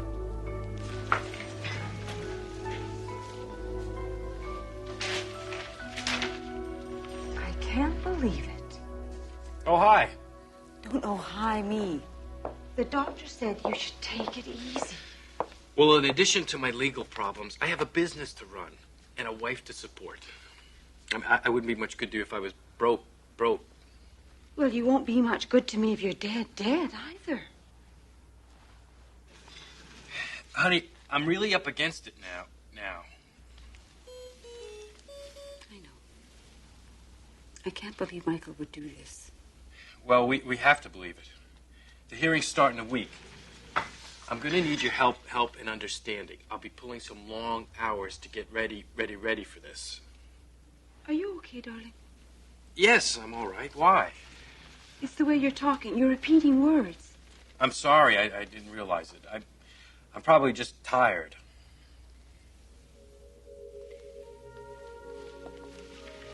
Darling, we have enough money to live on. Why don't we just turn our backs and walk away? I can't do it. It's the principle of it.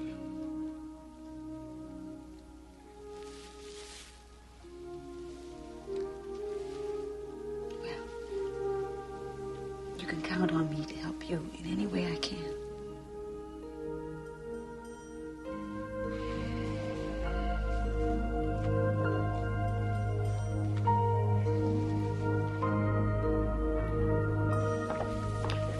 Oh, God, what a day. I'm going to fix myself a drink. How about you, Dave? Oh, thanks. I gotta go home. I've seen so little of my family in the last couple of weeks, my wife thinks I have a woman on the side. Darling, can I fix you anything? No. I was hoping we could go over the Supreme Court opinions. There's one in particular Give that me I a break. We're doing fine. Okay. Where do we go from here? Day after tomorrow, we'll present our concluding arguments, then it's out of our hands. But tonight, I'm going to go home and get some rest. I think you ought to, too. You sound exhausted. I know I am. Good night. Good night, Dave. You didn't even say goodbye to Dave. I'm going over these opinions. I'm a little bit preoccupied right now. Why don't you go home? Darius Stevens, don't you dare try to dismiss me like that. Look, I'll read these. You read those. I'm glad you're not doing research for the other side.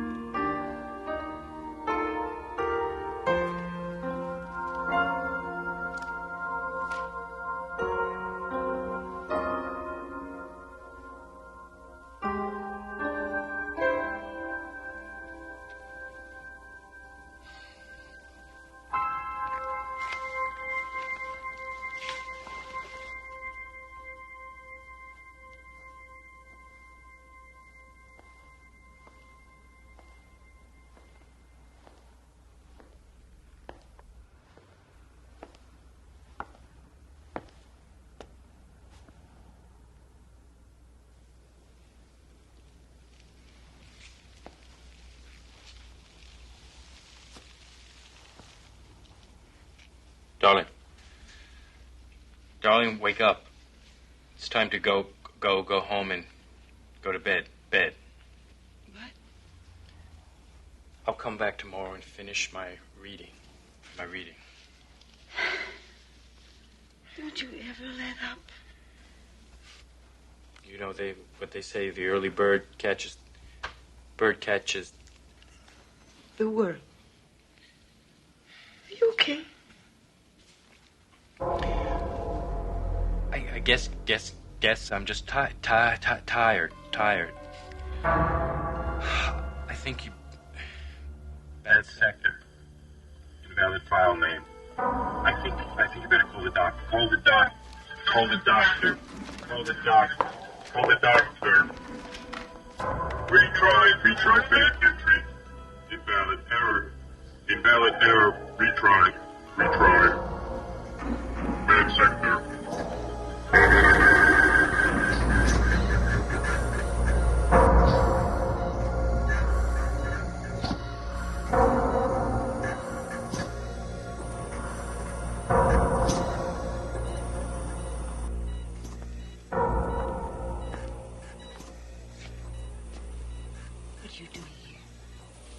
came to see for myself.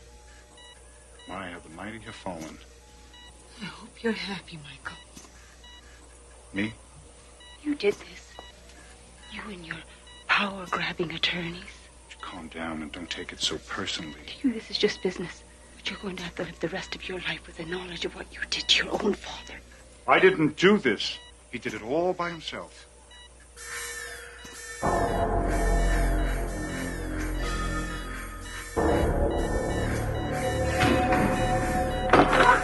What's happening? What is it? What does it mean? What is happening? What's happening? Just died. Doctor, we have renal failure. I knew we should have shut his kidneys down when we first came in. Power drain is just too much. Losing systolic pressure. What does that mean? Anita, Michael, wait outside. Wilson, I think I have a right to be here, and I'd like to... Outside now.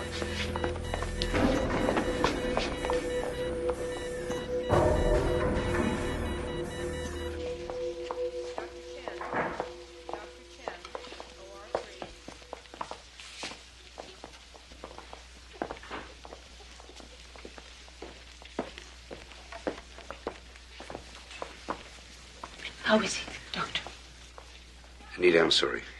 We lost him.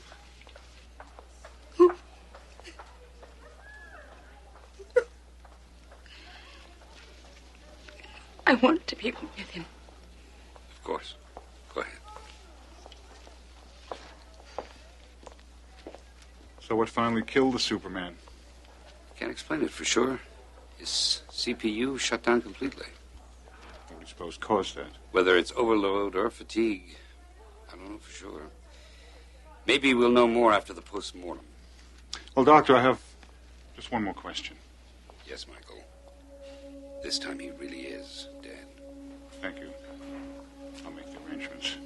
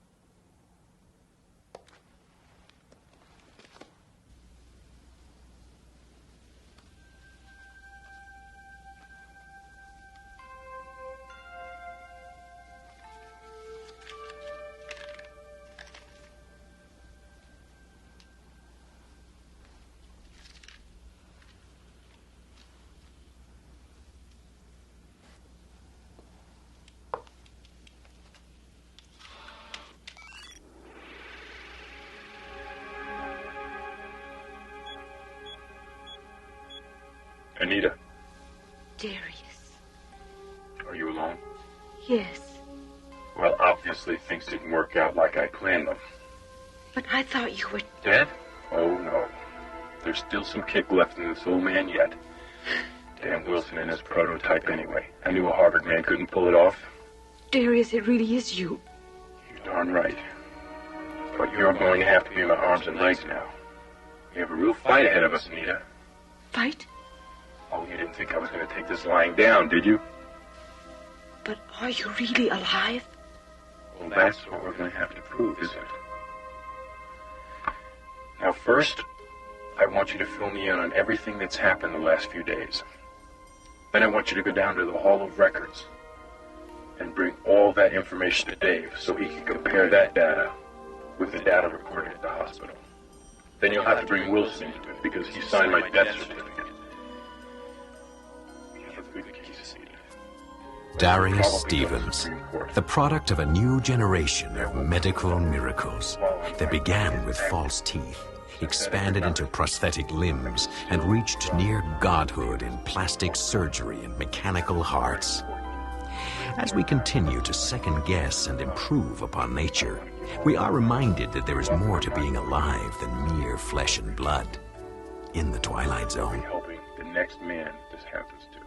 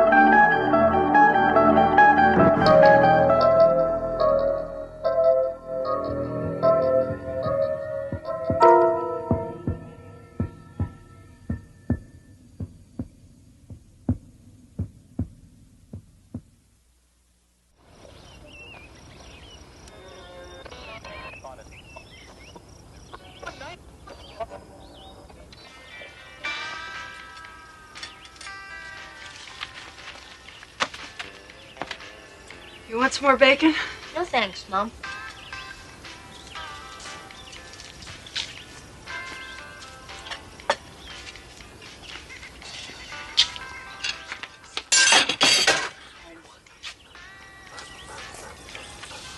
I saw that.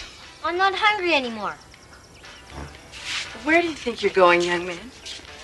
Out. Don't be smart with me. What do you mean out? Out where? I don't know. Down in the creek. Maybe by Possum Meadows. Wait just a minute. Now what? Put your plate in the sink. Oh, Mom. Okay.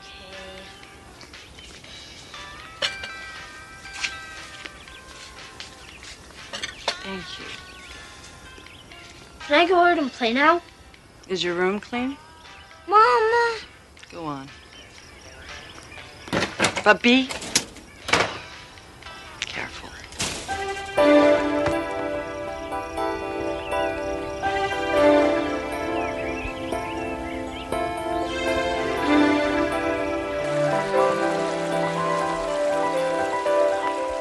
For Danny Wilkins, a sunny afternoon is a world of adventure.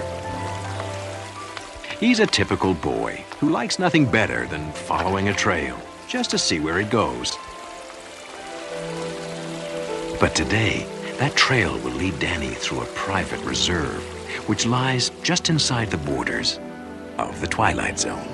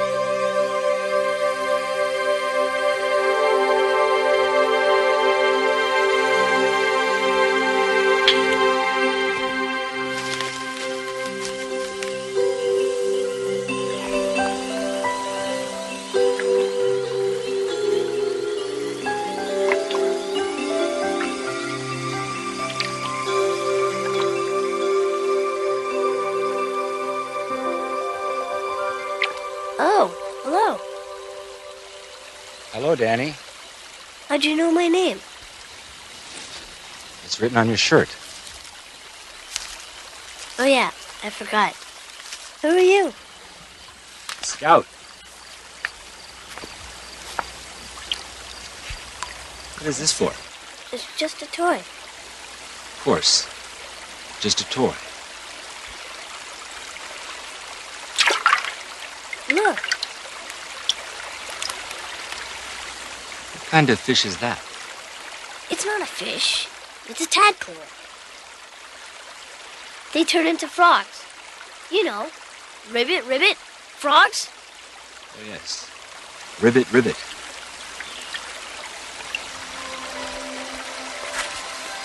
Is the weather usually like this? What do you mean? Does it ever get cold? Sure, in the winter.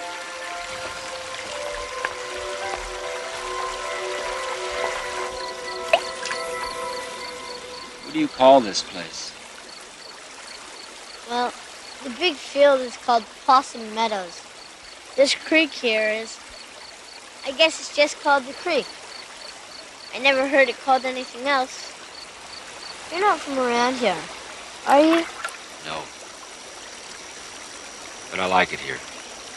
Very quiet. You come here often? Not so much anymore. I used to come here all the time with my dad. Well, he wasn't really my dad. What do you mean? I never knew my real dad. There was this guy who lived with us for a couple of years. Mom made me call him Dad.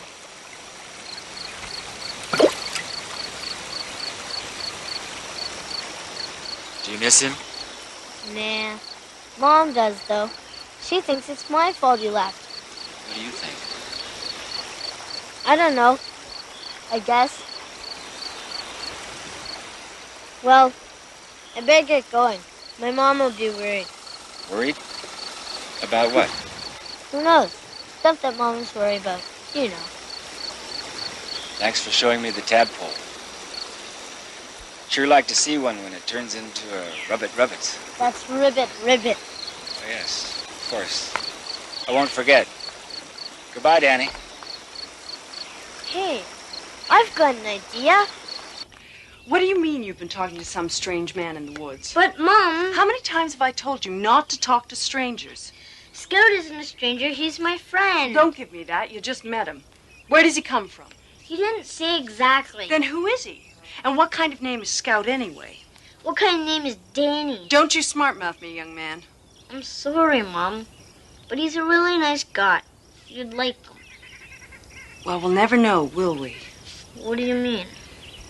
I want you to stay away from him, Danny, and any other strangers you come across. Mom, it's kind of too late. What do you mean? I invited him to dinner.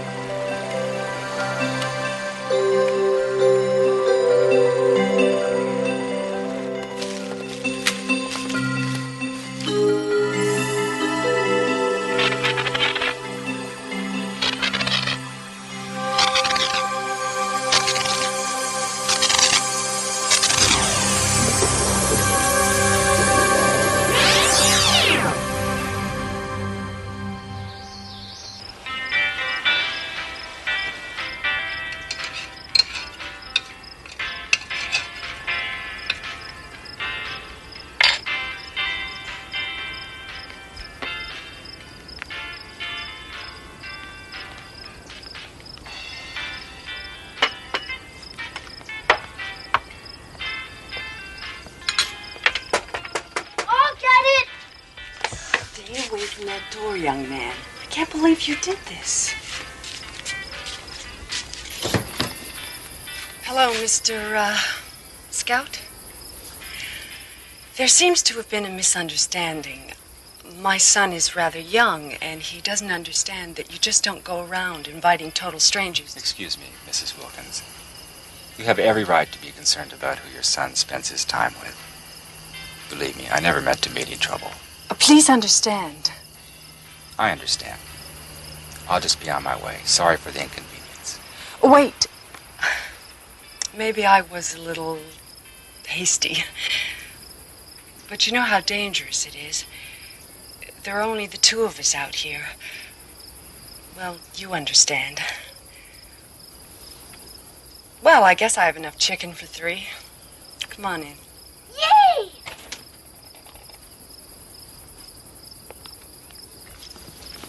Thank you. Hello, Danny. Fifth, quiet.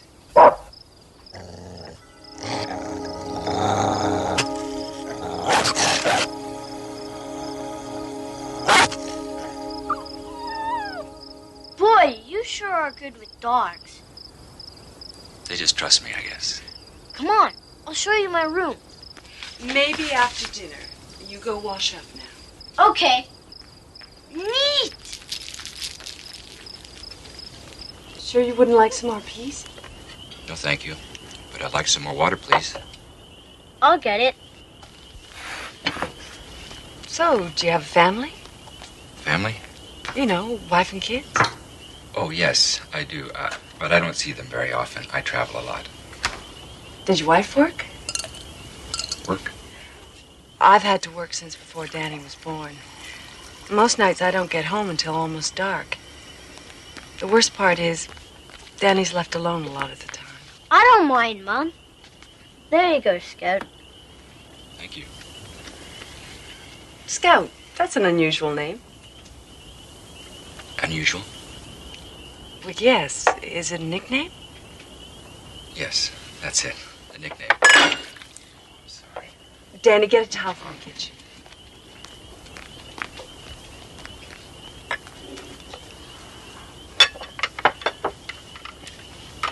This is a very interesting area. Yes, it is. What brings you here? Business. What sort of business? I work for a large industrial firm looking for a place to locate. Oh, really? Which one? It's confidential. I'm really not at liberty to say. It raises people's expectations. You understand? I bet it's a really big company, right, Scout? Right. Are you staying in town? No, I have a motor home out near Possum Meadows. Oh, yes, I know the place. Hey, I've been everywhere around here. I bet I can help you a lot. Mom, can I go with Scout tomorrow and help him find places for his business? We'll talk later, honey. But, Mom...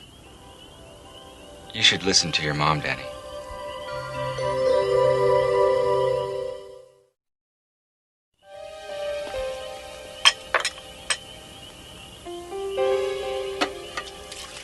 You're very efficient. It's just the dishes. You don't seem to know too much about housework, do you? No, I guess I don't.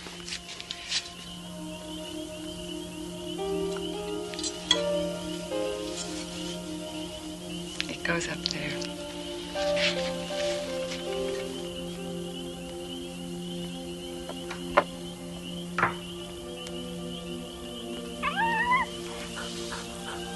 Danny's a fine specimen of a boy. You must be very proud of him. Yeah, I guess. It isn't easy bringing up a kid on your own.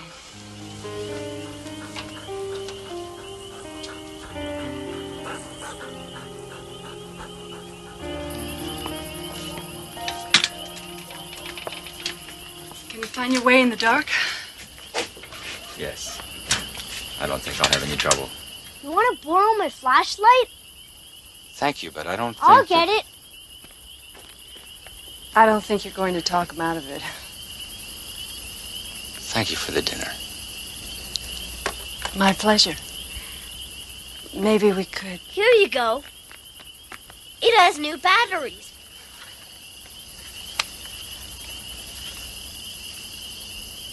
Thank you. Good night. Good night. Good night. You get into bed, young man. It's late. Okay, Mom. I want you to come straight home from school tomorrow. Mom, I thought you said I could help Scout. I said we'd talk about it, and we just did. You're to come straight home tomorrow. But, Mom... No buts, and stay here. I want you to have your homework finished by the time I get home. Okay. Danny? Good night, Mom. Good night, son.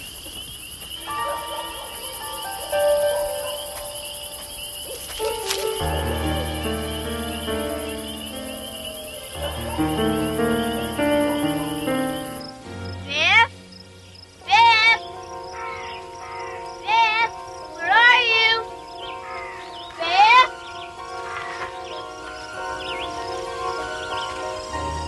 Hello, Danny. How was school? Hi, Scout. Okay. I brought your flashlight back. Thanks. Are you ready to show me around? I don't know. My mom said I should stay home after school. Oh. I talked to your mom, and she said it would be all right. You did? Yes. She's over at my house right now. With Biff. What's she doing there? We're all going to have dinner together tonight. We are? Yes. Now, come on. She doesn't want us to be late. Sounds pretty weird to me. I thought we were friends, Danny. Don't you trust me? Well... okay.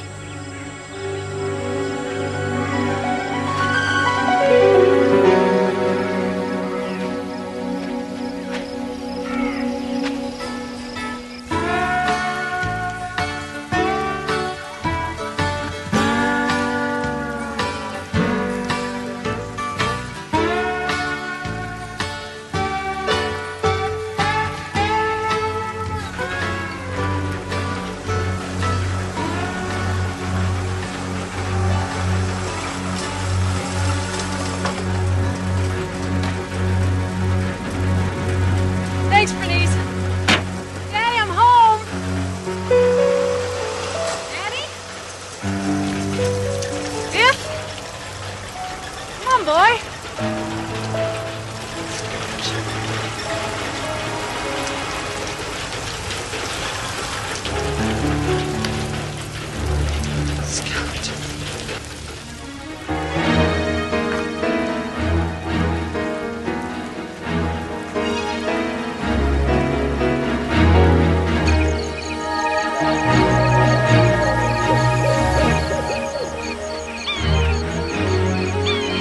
What are you doing? What have you done?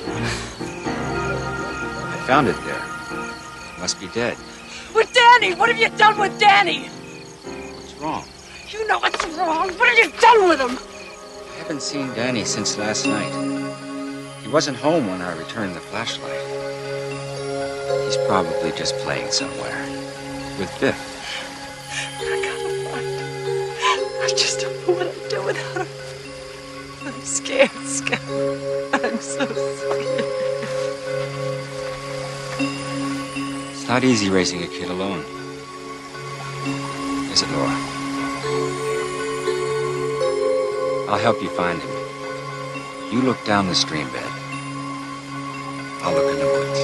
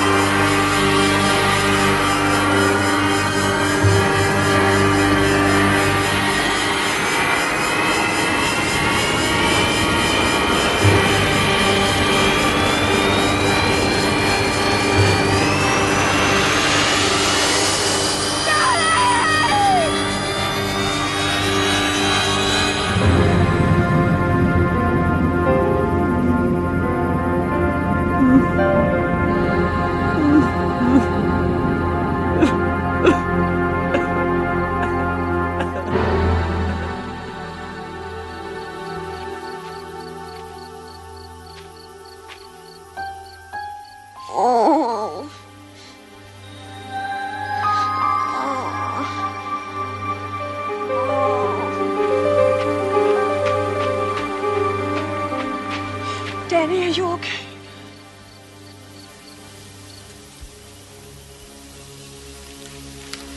Just cold, Mom. Oh, God, I thought I'd lost you. Danny Wilkins, beneficiary of an act of kindness offered by a stranger. A stranger who's been reminded of a truth, the power of which cuts across races, cultures, and even species. The love between parent and child. It's a truth that can change minds and actions, even in a place known as the Twilight Zone.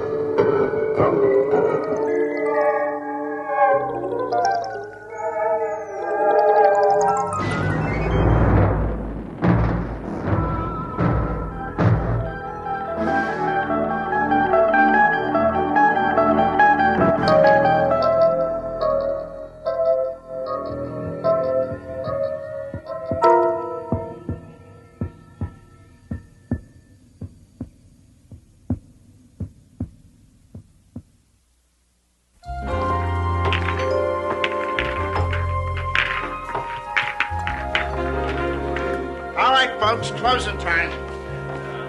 Oh, look at this shot. You'll never sink this in a million years.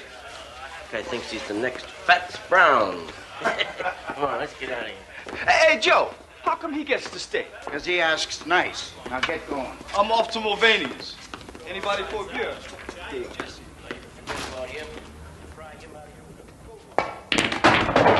Do you see what I mean? You see what I mean? An impossible shot, but I made it. The right stuff, the right draw, perfect position. And what do I get? Fats Brown, Fats Brown. Well, I'm sick of it, Fats Brown. I'm the best pool cue on Randolph Street. Me, Jesse Cardiff, and everybody knows it. Fats was good. So he was good. But he's dead. Do you hear me? He's dead. He's been dead for 15 years, but every time I turn around, I hear about him. That was pretty good, Jesse, but Fats was better. Fats was the best, Jesse. Fats Brown is dead. If he was alive in this room, I could beat him. You'd see, I'd give anything to play him one game.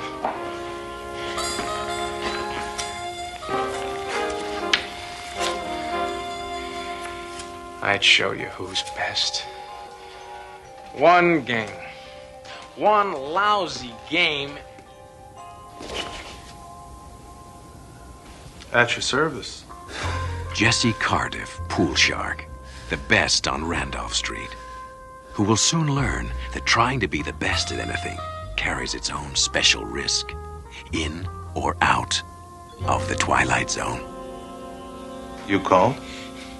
But you're Dead? Not really. As long as people talk about you, you don't really die. As long as people speak your name, you continue. The legend doesn't die because the man does. This is impossible. Nothing's impossible. Just some things are less likely than others, that's all.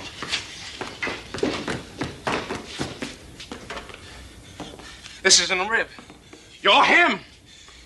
You're James Howard Brown. See, my friends call me Fats. Now, I know it's a shock, but you called me. I didn't call you.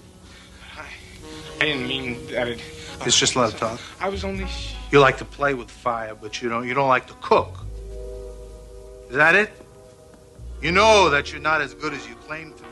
You know deep down inside that you're second rate. Hey, hold on. Strictly second rate. What, are you afraid? Look, I come a long way. I don't like to be fooled with. I meet guys like you all the time.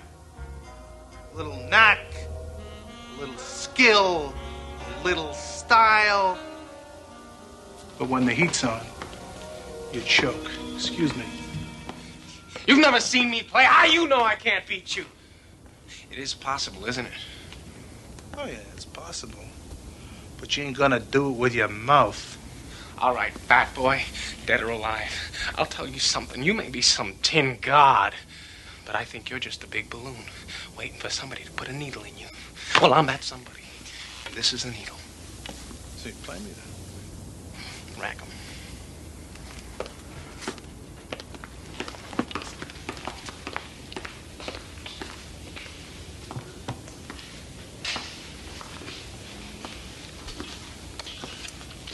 Steaks? Steaks? Yeah, there's something to make the game a little more interesting.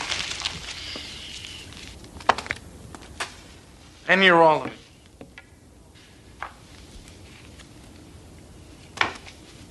Hey. Use your brains, kid. What good is that to me? And what?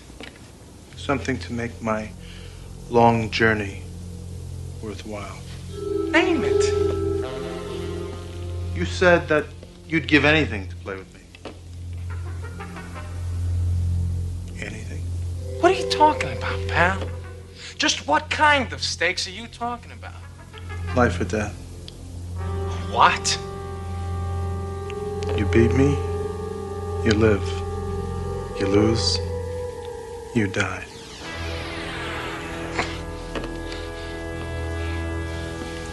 It's interesting. It's interesting to see how much faith you have in yourself. You don't want to be the best bad enough, kid. When I was your age, I'd have jumped at the chance. But then again, I wasn't second rate. Hey, hold on. You say I don't want to be the best bad enough? You're wrong. Do you know how many nights I slept on this table? Yeah, I did that. I made a deal with the owner. That way I could practice after the place closed. I haven't seen a movie in years. I haven't read a book. I haven't dated a girl because it would take too much time from this table. That's a lot of talk. You'll never know till you risk everything. Stop pushing! Wait! Don't go. Then you accept the terms. Life or death. Rack the balls.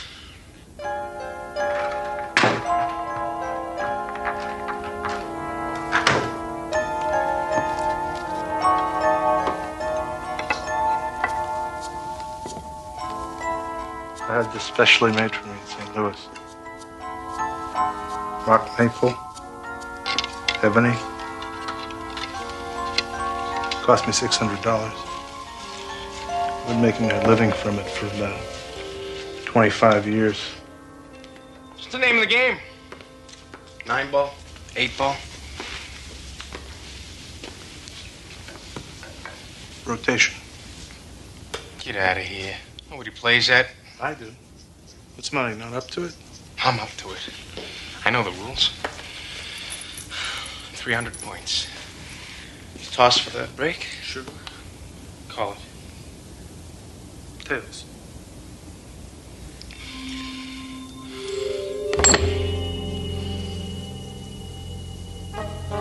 Change your mind? You can, you know. Heads. My break.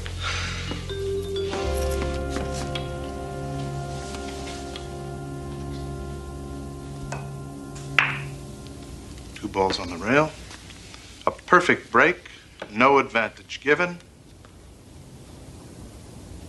Now it's your turn to scatter the balls.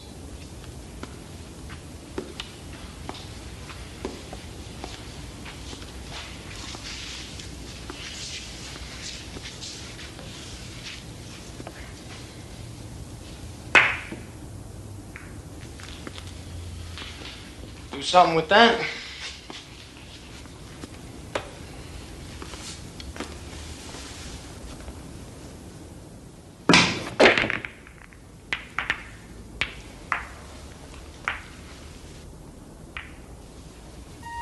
Looks like you're sewed up. It'll cost you if you don't connect with the one ball.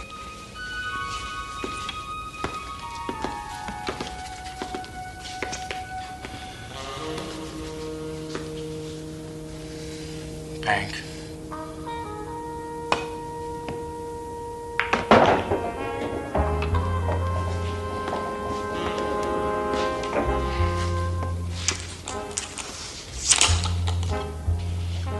2 rails, 2 ball corner pocket.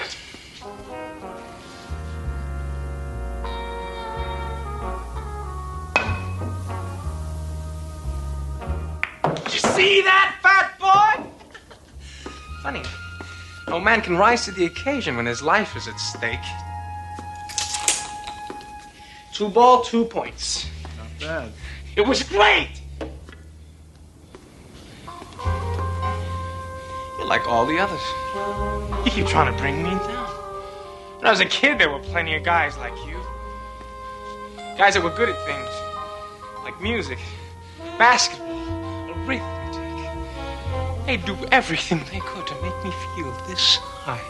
But you fooled them, didn't you? Right. I knew that somewhere there was something I could be good at. I had the eye for it.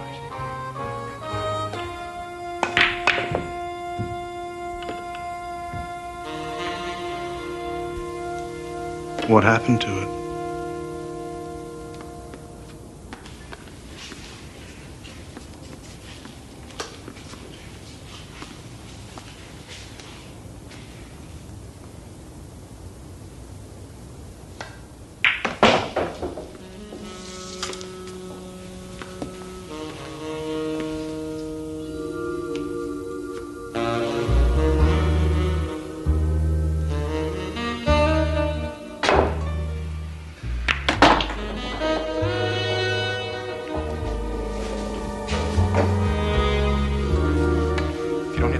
You scratch, and that'll cost you points.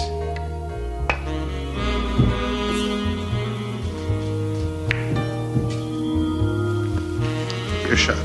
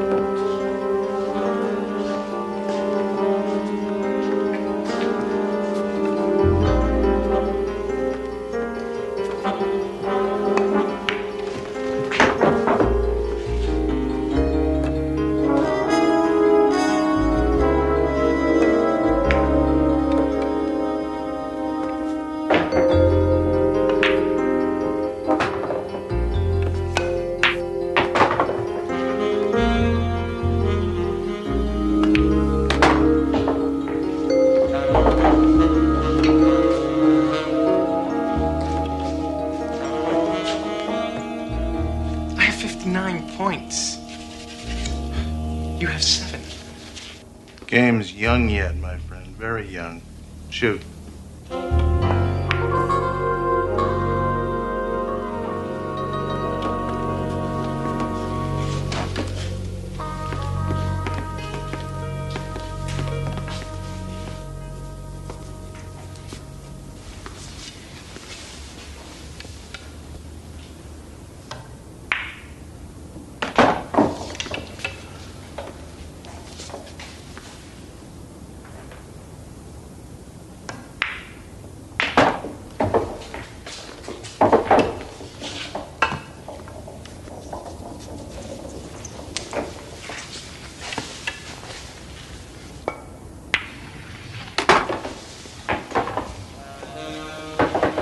Rack them, please.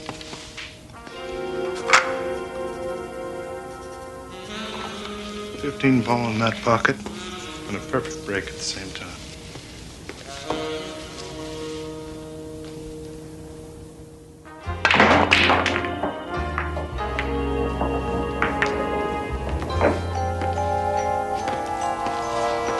One. And two.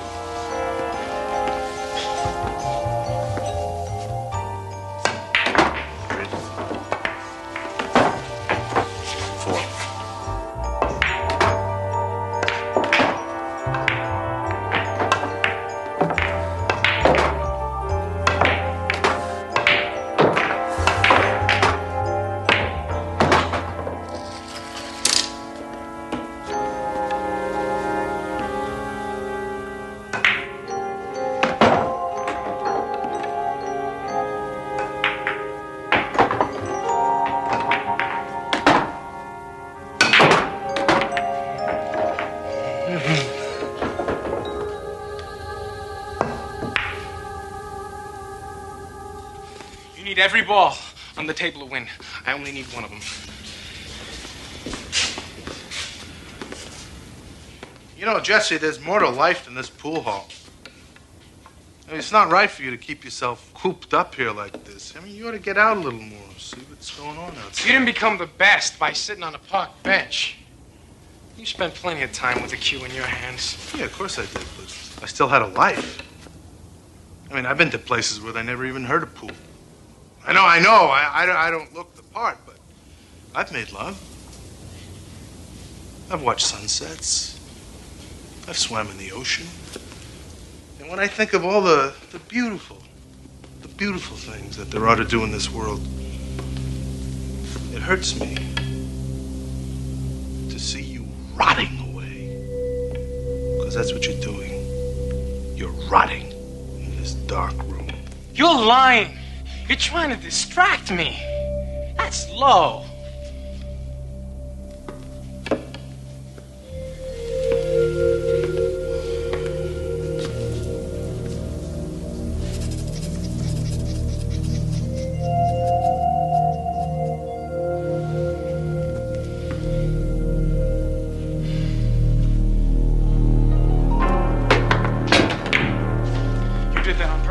You made me miss! Little gamesmanship, a little pressure, and you come apart. That's kid stuff. To break your concentration, you go wild.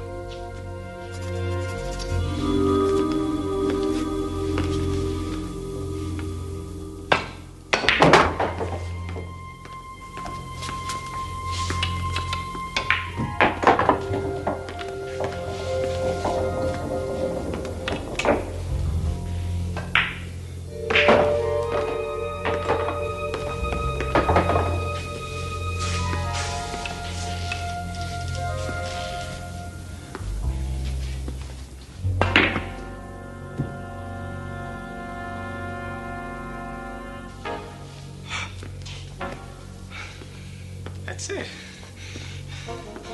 The game ball. All my life, I've waited for this moment. Sink it, and I beat you. I become the greatest. If you sink it. You're sweating. Why are you nervous? For reasons you probably wouldn't understand. Oh, I understand. It means a lot, doesn't it? Even to a dead man. To have your name up there as the unbeatable champion of all time. Well, it carries a certain satisfaction, yes. I'll give you a shot at my crown, Jesse. But only if you're willing to stake your life on the game. Couldn't be just a friendly game, could it? Well, I take him as I get him.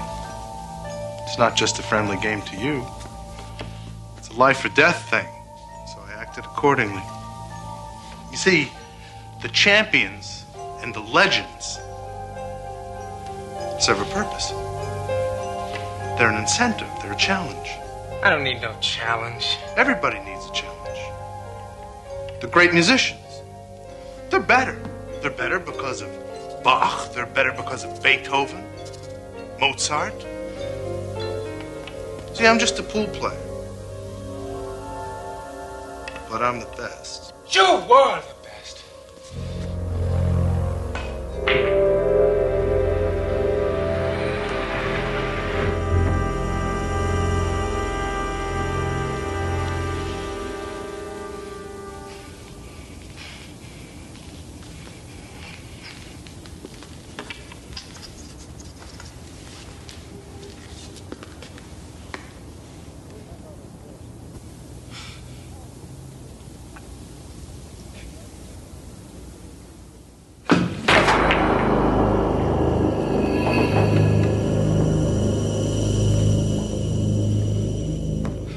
What are you waiting for?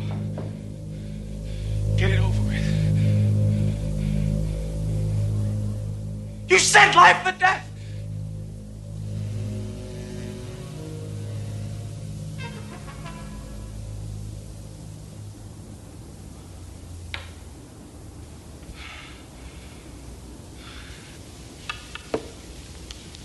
No, you really didn't expect me to kill you, did you?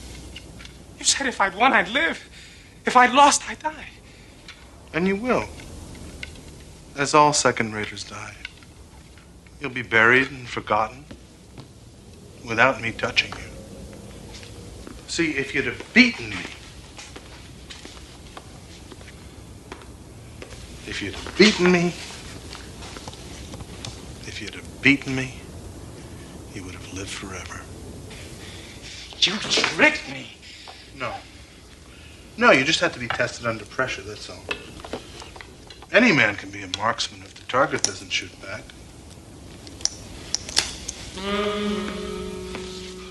Wait!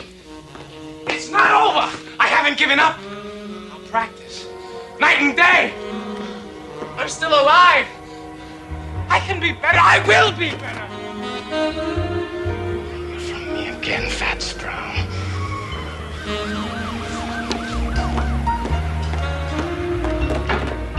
Lives of great men all remind us we can make our lives sublime.